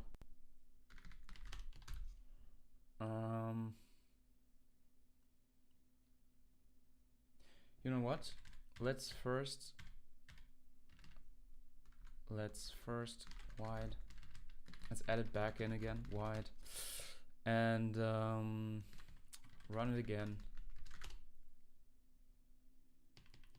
Let's run it. Okay, it's a little bit faster than the original one. Not that much. Let's just add it to our commit history. Git commit wide character matching. So that's not that much of a deal. So let's do it again. We want to match for M256I. This is semicolon reg MM256 set 1 EPI 8. This is the semicolon, and we probably also want to do this for the new line reg. We can also pull them out. I don't know if that's much of a deal. Okay, so what we can now do is build an array of indices into the original into the file. So let's do the comparison we did before.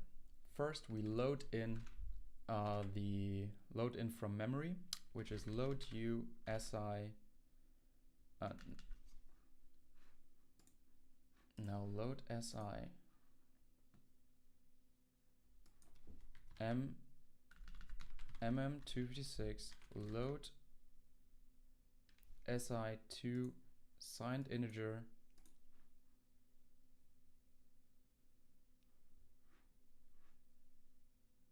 must be aligned on a, no, we don't, we use the unaligned. Load USI256. Load USI256. So this loads 256 bytes from our memory or the file, because it's mapped into our virtual address space. Well, first we want to check if length to end is greater than or equal the size of the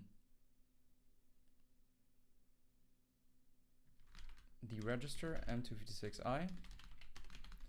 We do a load from the memory, from cursor. We have to cast this to an M256I const star.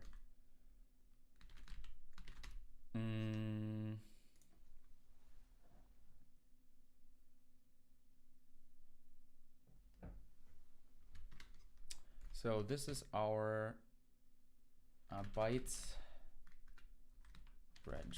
Let's just call it like this. I don't know. That's a bad name, but now let's do the comparisons. Let's do the comparisons. So let's say M256I semicolon mask is equal to MM256 compare equal EPI 8 bytes reg and semicolon reg. Let's do the same thing for the new line reg and new line reg. Now let's do a move mask. So this will result in a U32 semicolon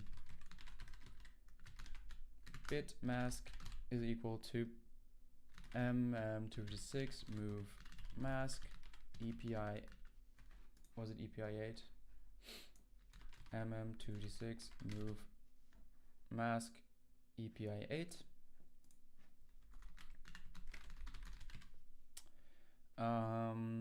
Semicolon mask and new line bit mask, new line mask.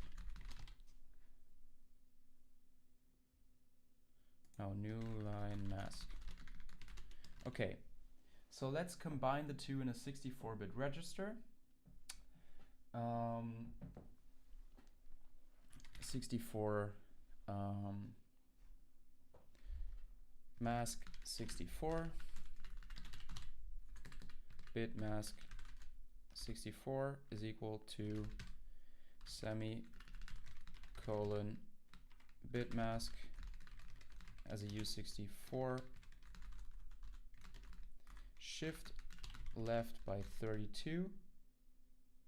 That doesn't make sense. That doesn't make sense. Yeah, let's add the two masks together.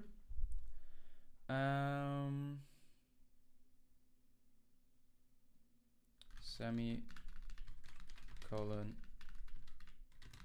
bit mask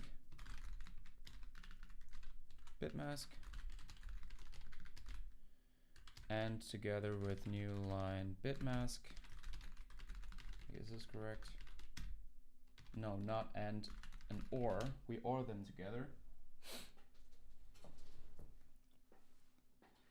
So we have now ones in positions where there's either a semicolon or a new line.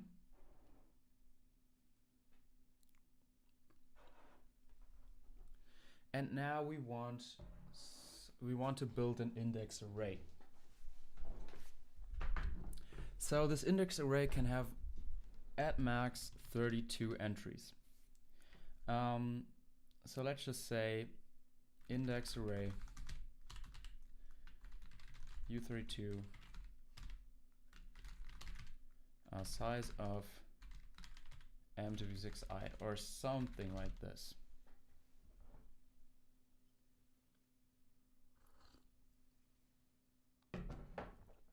I don't even know if this works. Like, do we get a compiler error? Unused variable. Okay, so this works. So what we now do is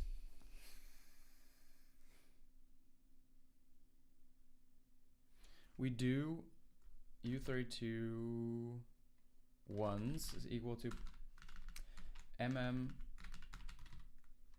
pop count. It was pop count U32. U32 bit mask. While one match count minus minus. We extract let's say U32 array length.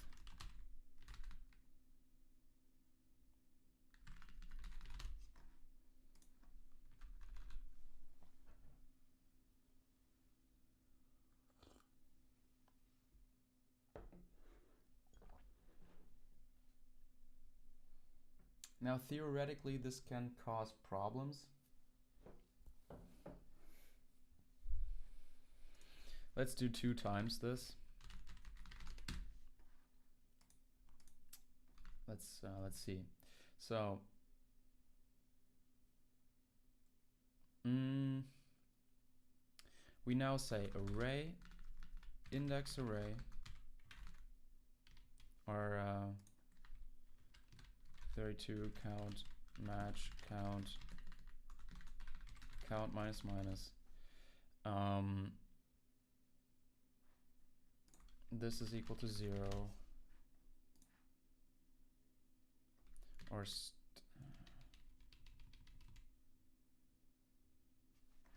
index array at array length plus plus is equal to yeah, first we want to extract, so U32 index is equal to tz count tz count 32 tz count 32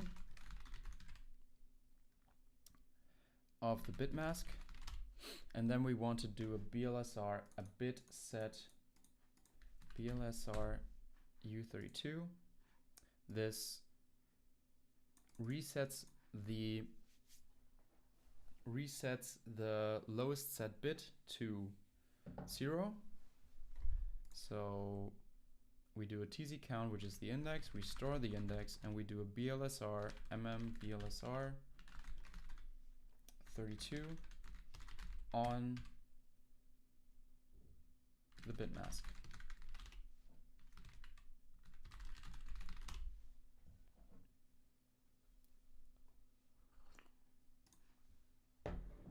And then we do while array length. Let's just pull those two out. Array length is equal to 0, and while the array length is less than 2, we do this because we have to know at least where one semicolon and one new line is, right?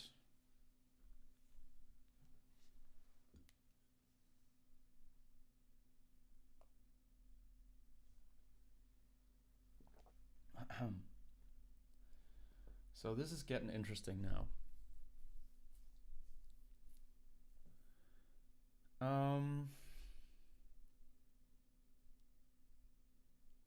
So now we want to consume these indices. And what we do, like, now let's not set this here, but we say for while array length is greater than 0. No, it's greater than 1. It's greater than, no, it's greater than, it has to be greater than 1, or greater than or equal to 2. We have to have at least 2. Array length minus equals 2 at the very end. And then we say, okay, semicolon is equal to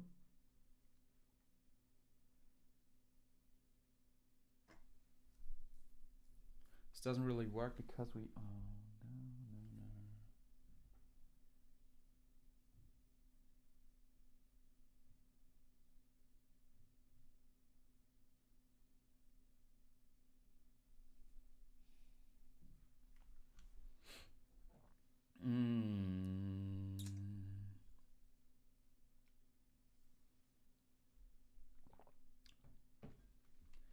okay, let's say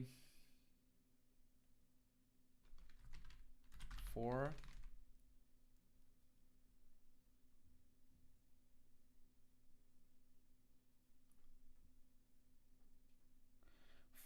int I u32 I is equal to 0. I is less than array length. I plus equals 2.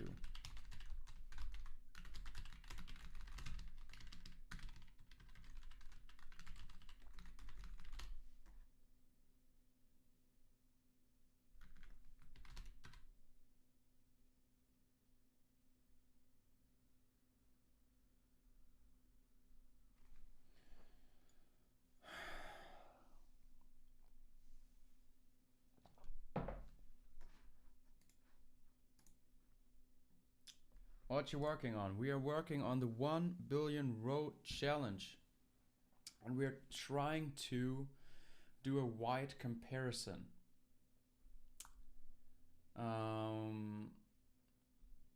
We're trying to do the comparison with a semicolon and the new line wide.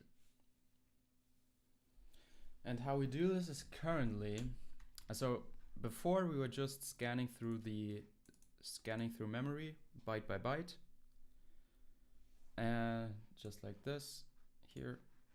This is just doing scalar code here in find character, and now we're trying to do it wide using intrinsics, which may or may not be a good decision.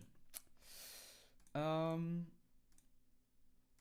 right, so, and how we're doing this is basically we load 32 bytes. If we have more than 32 bytes, we have to see what we are doing if we don't. So here's also an else just missing.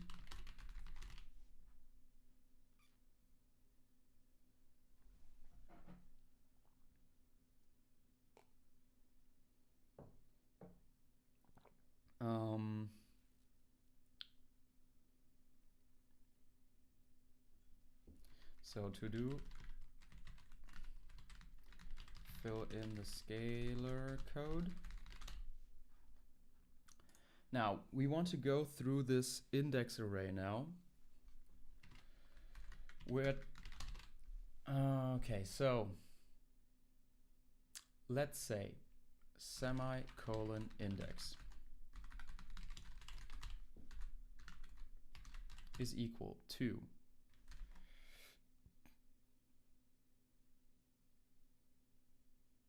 also, this is not correct. This is not correct here. We have to keep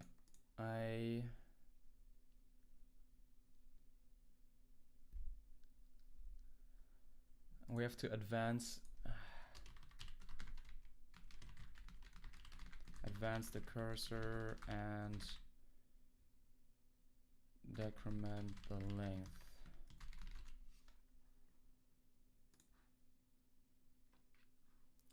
So there are some bugs in here. Let's try to figure out this here first. Semicolon index is equal to index array at I. And the new line index is equal to this plus 1. So we're always consuming them both. And with this, we can probably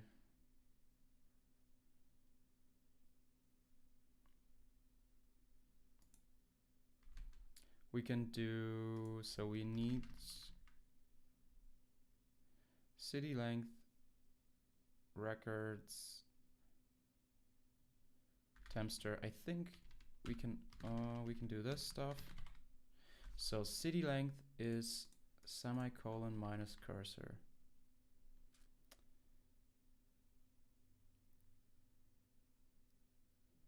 Semicolon minus cursor. This is also not correct.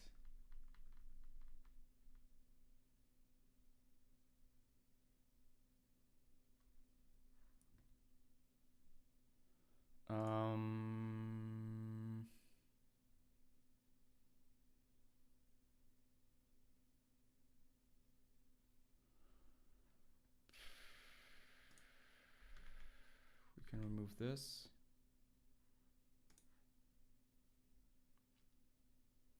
So tempster is cursor plus semicolon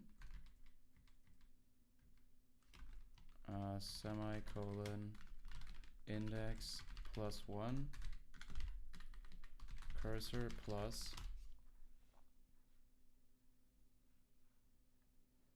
then we can do parse temperature, not full, blah blah blah. Okay,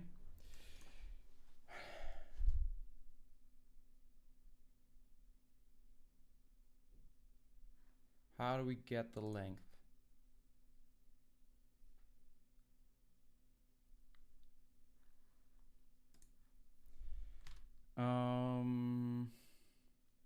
Let's just say previous index is equal to 0, or previous prev new line index is equal to 0, city length is semicolon index minus previous new line index.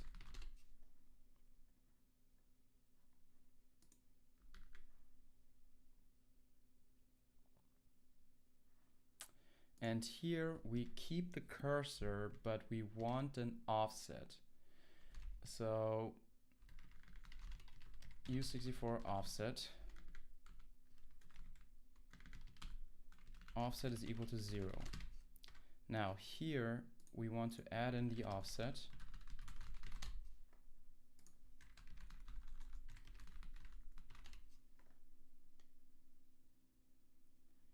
And here we also want to add in the offset.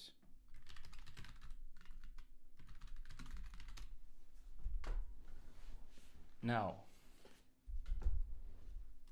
here we increment the offset plus the size of the register.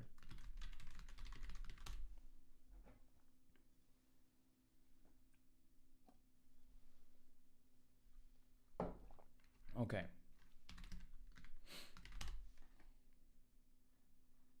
So these are all with respect to the cursor.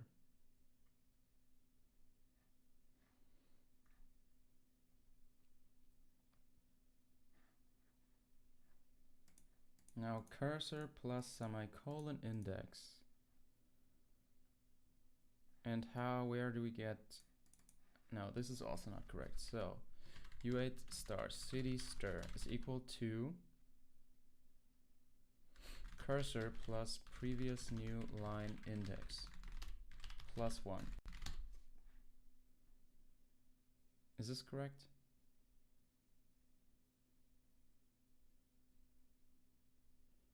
Okay, and then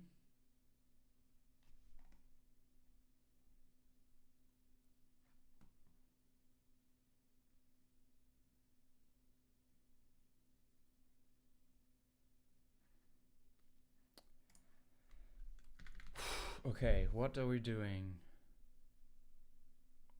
We consumed the 2, we went further, consumed the 2.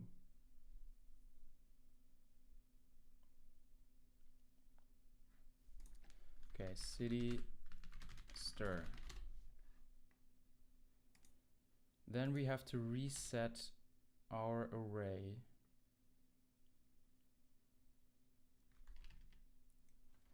Okay, so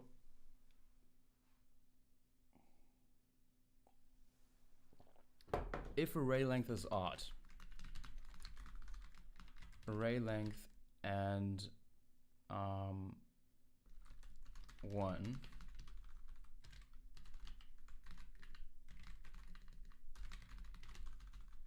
now if array length and 1,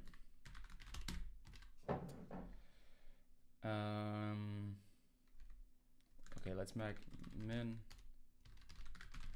odd x and 1, even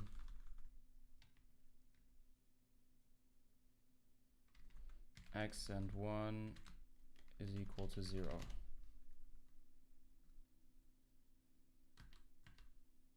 Now odd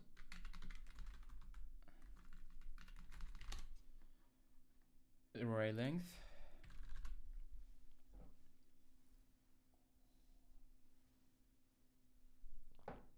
then we want to copy the last element. So index array at array length minus 1. We want to copy this to the first one.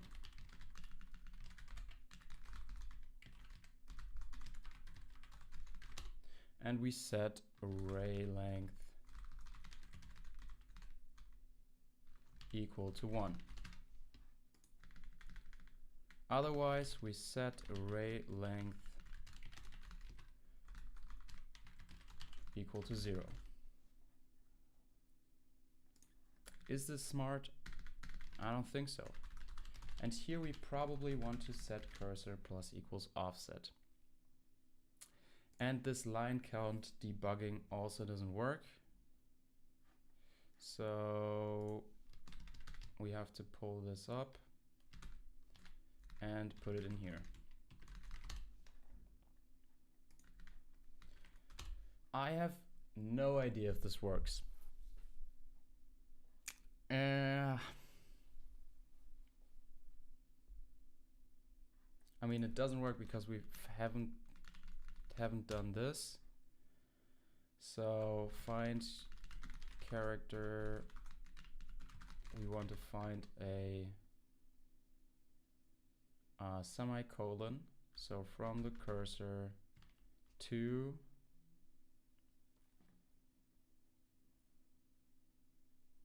okay.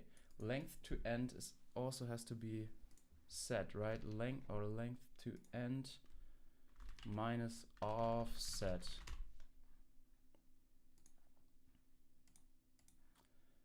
Find character cursor length to end minus offset and the semicolon. So U8 star semicolon. This is new line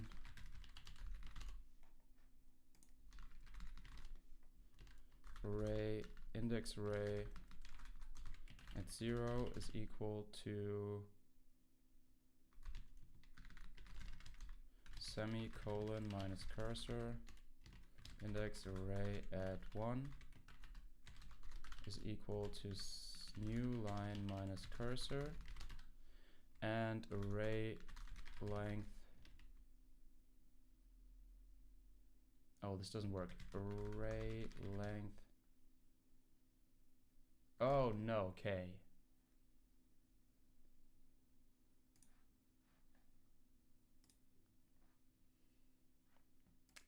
We have to see whether, so if array length is odd, oh my god, okay.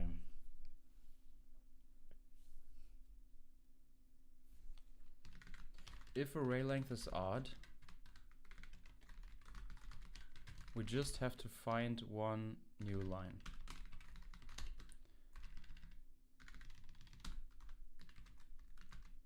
Array length plus plus is new line minus cursor. And we also have to set the offset.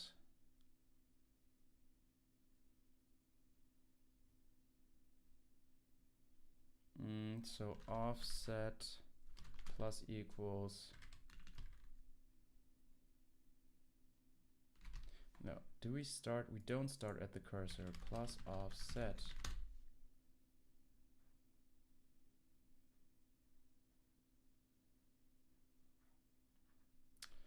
Okay, so new.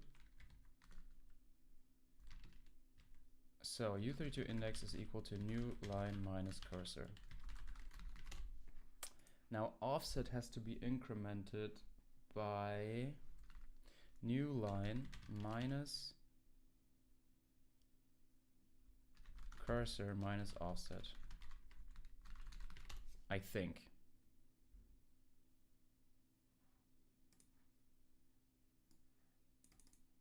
Because we started cursor plus offset, after that we are at new line.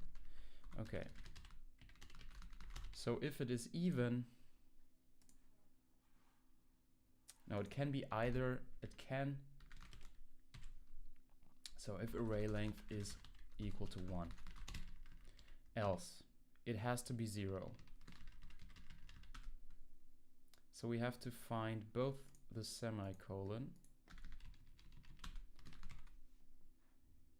at cursor plus offset and the new line. I mean, now we're scanning them both, so sure we should start at semicolon, but then this doesn't work. Let's just for now just say okay, whatever. So semicolon index semicolon. Or we could also just do a for loop. So for u32i is equal to 0. I is less than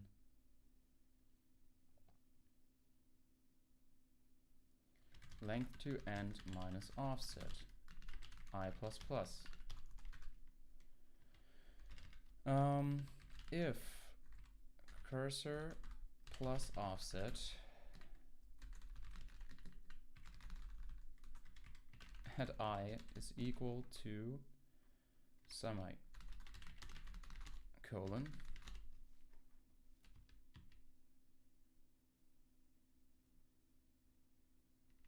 so semicolon index. Oh my goodness, this is getting crazy. Index.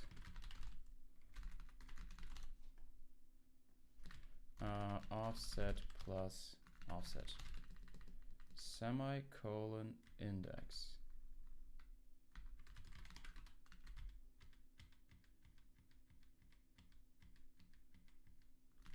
U32i. Cursor at so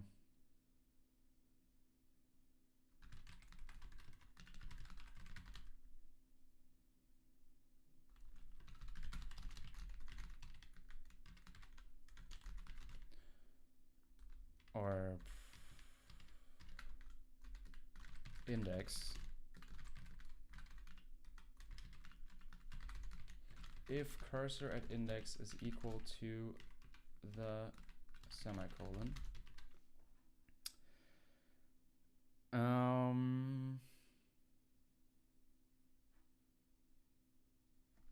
We obviously want to break. We want to set semicolon index equal to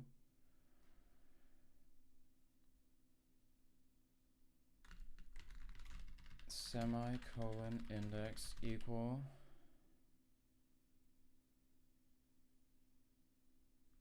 to index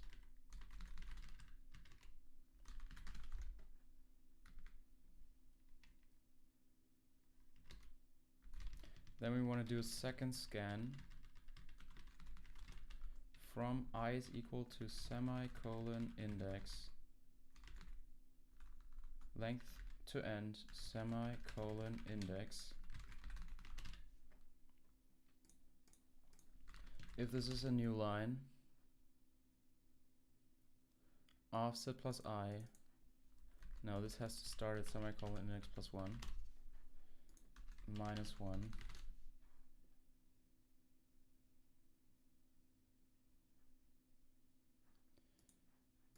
This is the new line index, and this is now not offset plus I. Okay, and then we do this semicolon index and new line index. Now this is pretty error prone how we do this, I would say.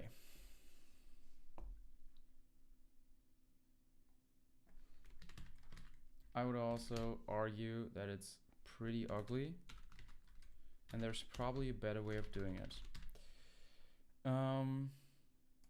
So if array length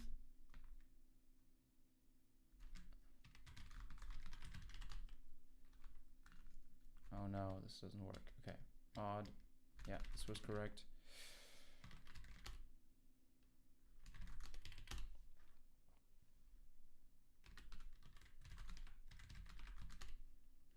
New line reg, new line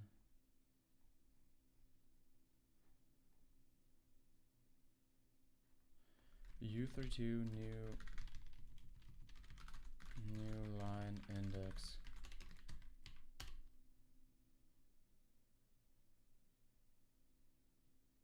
Do we even need the semicolon? Do we have to scan for the semicolon? Yeah, we need it, right? Yeah. Yep, we need it. Let's see. Okay. So this is 706. Match count. unused variable index 717. This is the index, and we can theoretically do this. So this cancels out. We can say offset is equal to index, or offset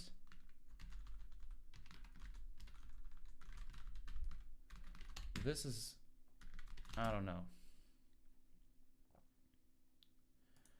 and set offset equal to new line index.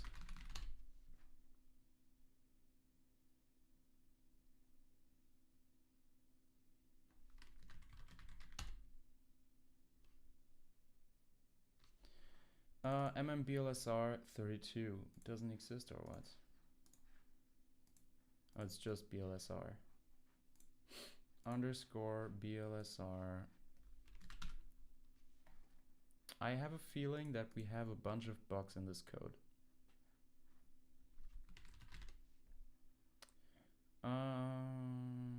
BLSR.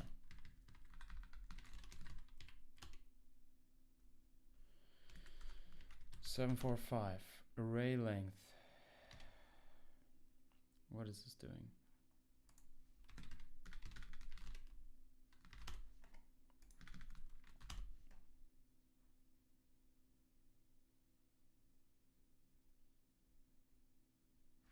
Cursor plus equals offset. It's 2 underscores, so what?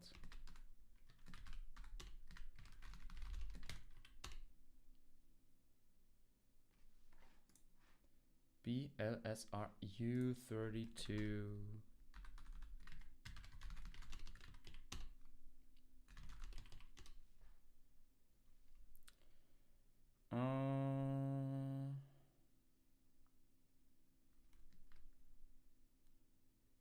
Warning, new line index.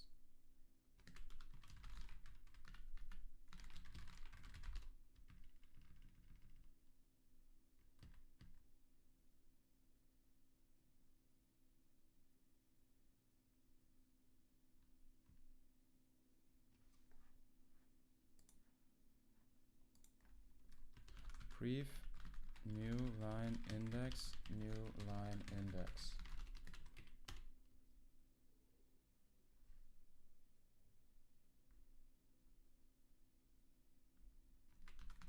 Seven to one.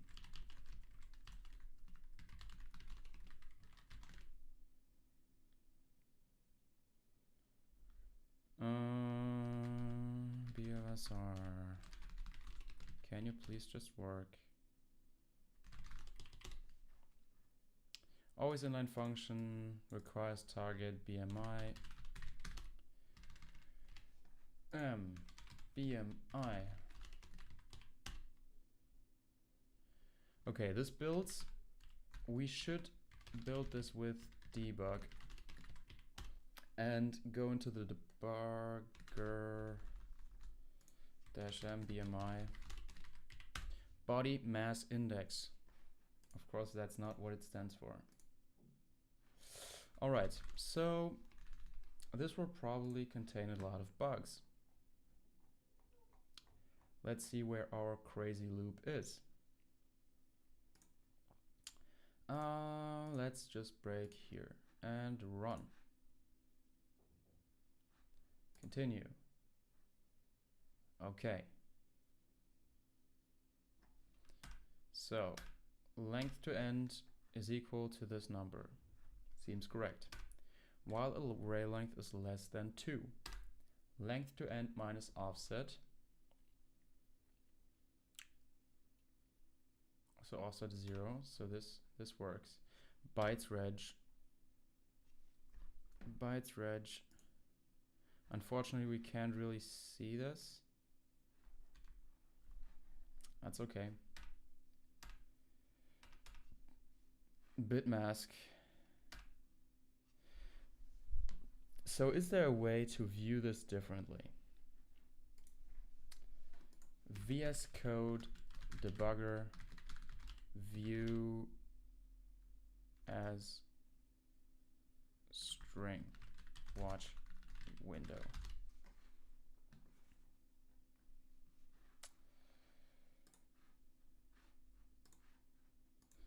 Can I view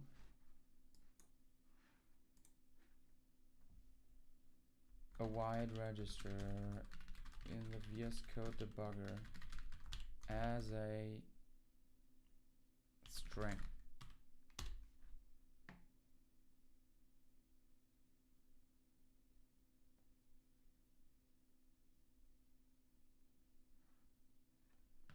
Okay, so let's see. Let's remove this. Let's look at bytes reg, car star bytes reg. Oh, this doesn't work. Car 32.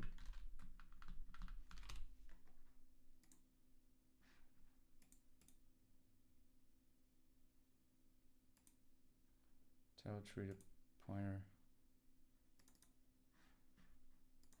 S. Okay, yeah, this works. Nice. Okay, we can see the 32 bytes that are loaded in Luanda 28.7. Now let's also view our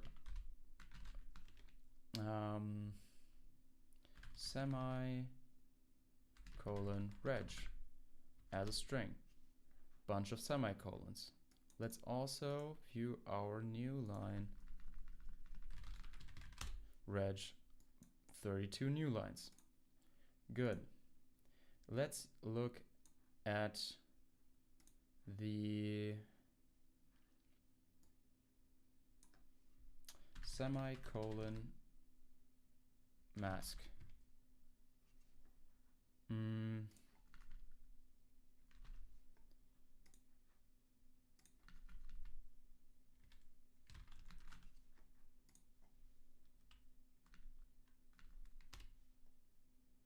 Unable to create semicolon mask. So as you can see, this is 255 at position 6. 0, 1, 2, 3, 4, 5, 6. Great, so this works. Now let's see, let's look at the final bit mask. Bit mask. Can you print it as binary? Yes. Okay, this is how it works. Bit mask. So the 6 bits should be set. 1, 2, 3, 4, 5, 6, I mean 7. 7th bit is set. 8, 9, 10, 11, 12. 1, 2, 3, 4, 5, 6, 7, 8, 9, 10, 11, 12. 12 is a new line. So this bit mask stuff works. Now we have a match count of 6. We had 6. 1, 2, 3, 4, no, 5. Yeah, we had a match count of 5. Now,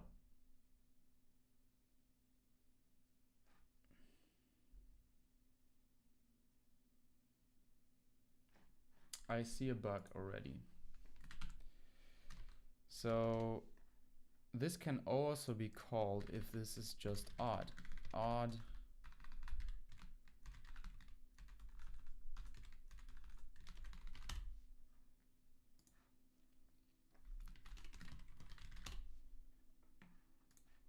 let's redo it. So let's go here again. Continue.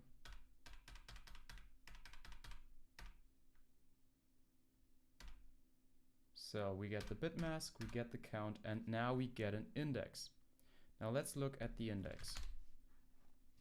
TZ count 32. Let's see what it does. It gets the 6 into the index, and then it stores in the index array, where we have it, index array.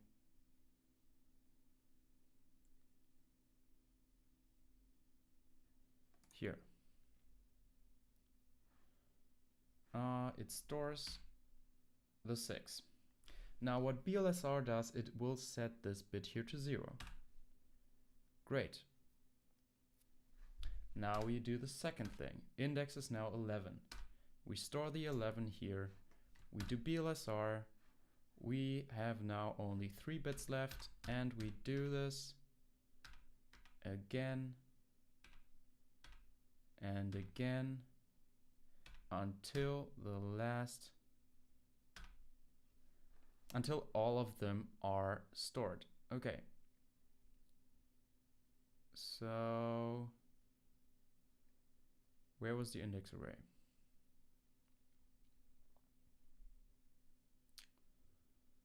Oh man, index array. Okay, we have an at index 6, 11, 18, 23, and 31. We should have something. If we just make a quick check whether this is true, we could say, okay, cursor plus offset at index array index 0. This is a semicolon. This is a new line. This is a semicolon. This is a new line. All right, you get it.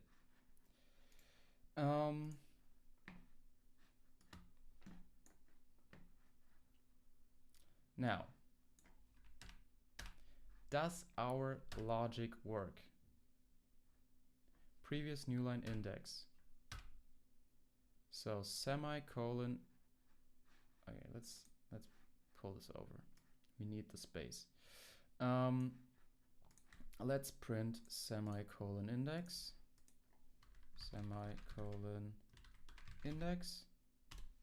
And also new line index, new line index. And let's move forward. So 6 and 11. So tempster looks correct. Cityster does not look correct.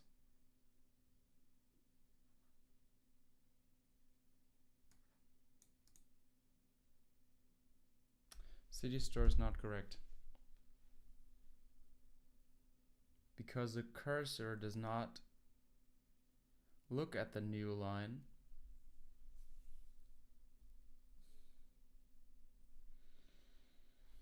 So this should be okay,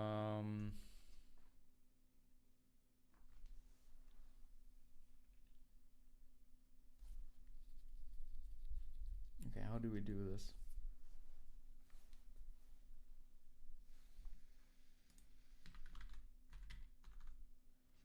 Let's remove this +1 here. And let's set this +1. And let's call this advance.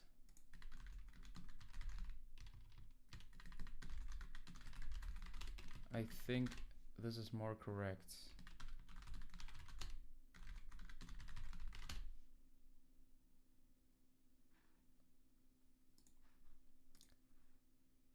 Okay, let's try again. Run. Let's see. We already validated that this code path works. So advance is 0. Cityster and tempster. Why is it?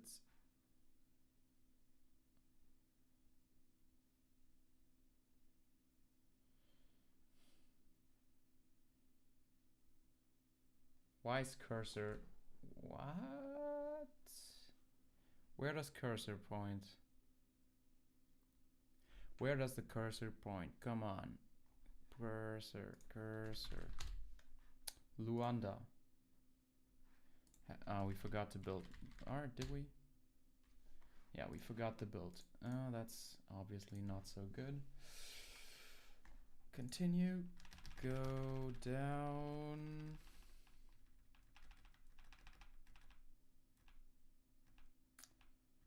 Now cityster is correct and city length is 6. 1, 2, 3, 4, 5, 6. This is also correct. Parse temperature 287 seems correct. Now, what was array length again? Array length.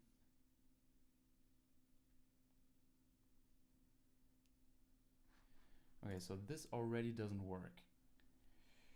Oh, okay. Array length. This check will fail. -2.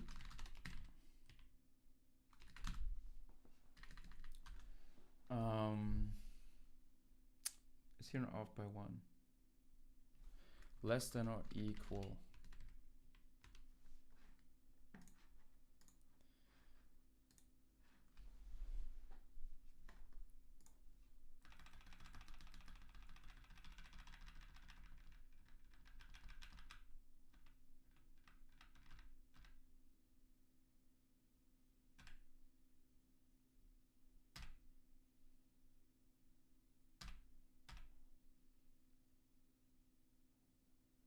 What is array length?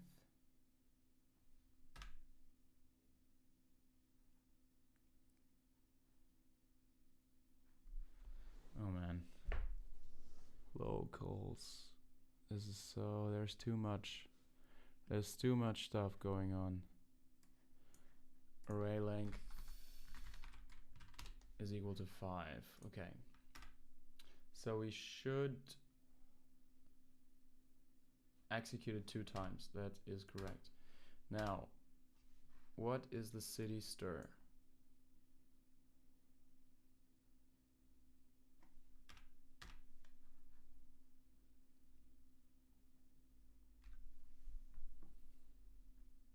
City stir Riyadh, and let's head dash n2 measurements dot small dot text. Yeah, that seems correct. So this is also working. Now, if it was odd, it is odd, which is true. We copy the last element into the array. Array length is 1. Cursor plus equals offset.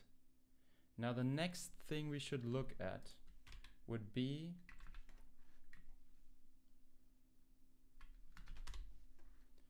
Halifax.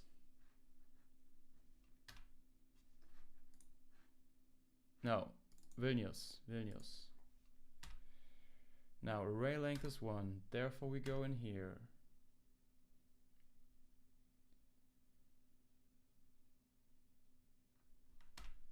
We do this again. We have some bits set.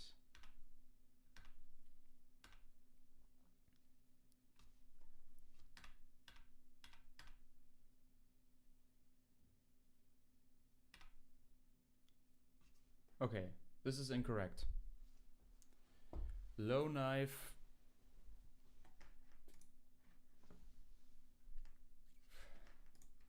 Oh, I know why.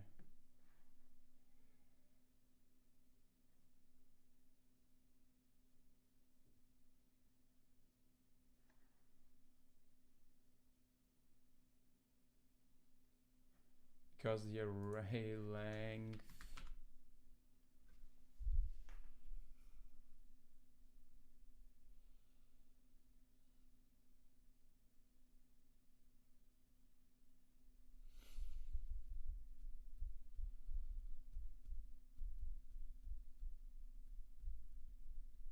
So it was odd.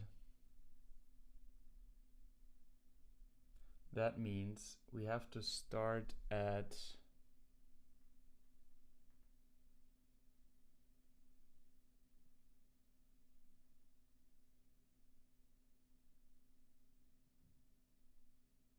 no.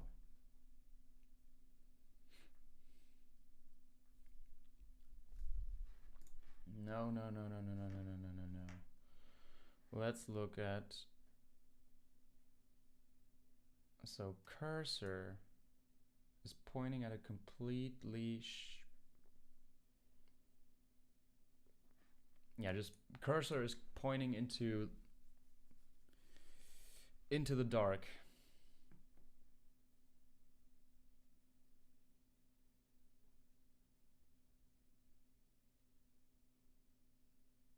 But is that a problem?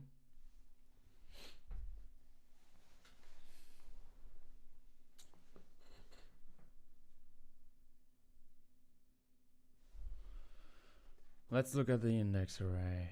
Oh, the index array is now not valid anymore.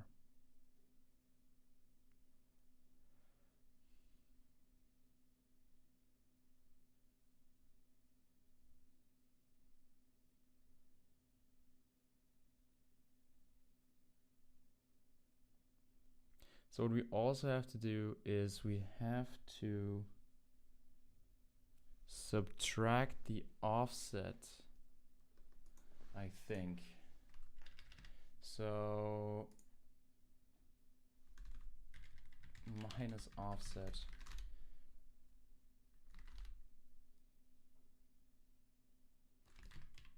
Because we move ahead by the offset, we probably have to subtract it. I'm not sure.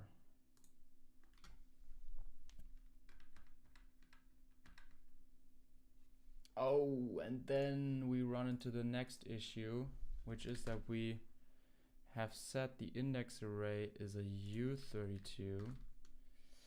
Let's make it an I64.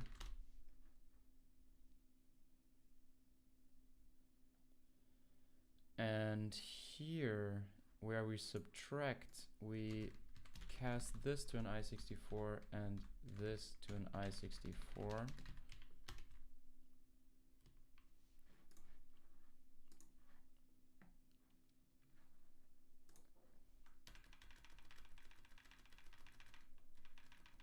Okay, do the first iteration.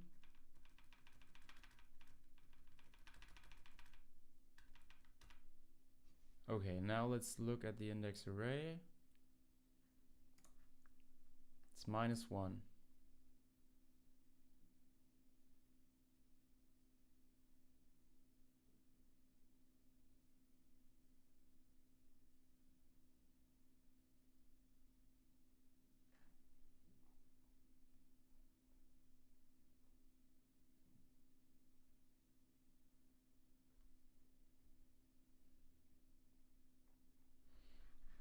I don't know. I have no idea. Okay, so we fill in the rest.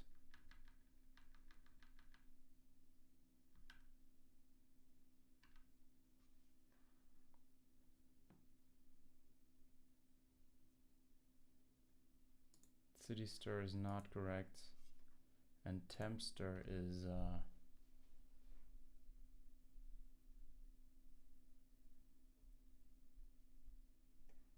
plus semicolon index.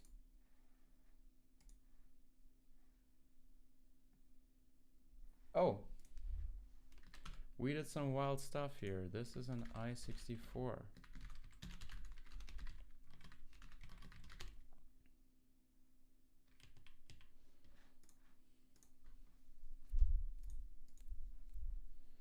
Now this code is very, very error prone.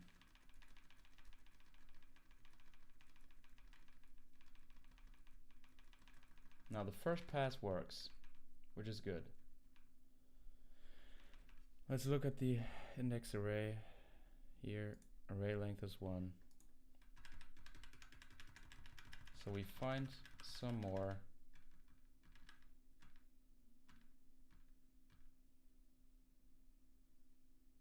Semicolon index is -1. City length, I don't know.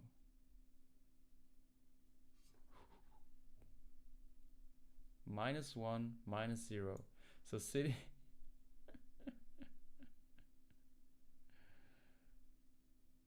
this obviously expects.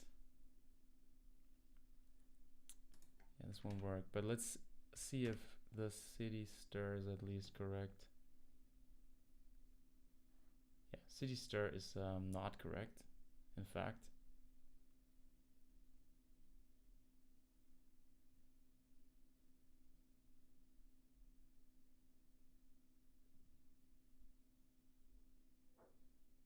Yeah. let's leave it at that, and we can see that we can do this wide. We have to figure out the details of how we want to do it exactly, and it's also very buggy right now. So I hope you enjoyed it. I wish you a nice rest of the day.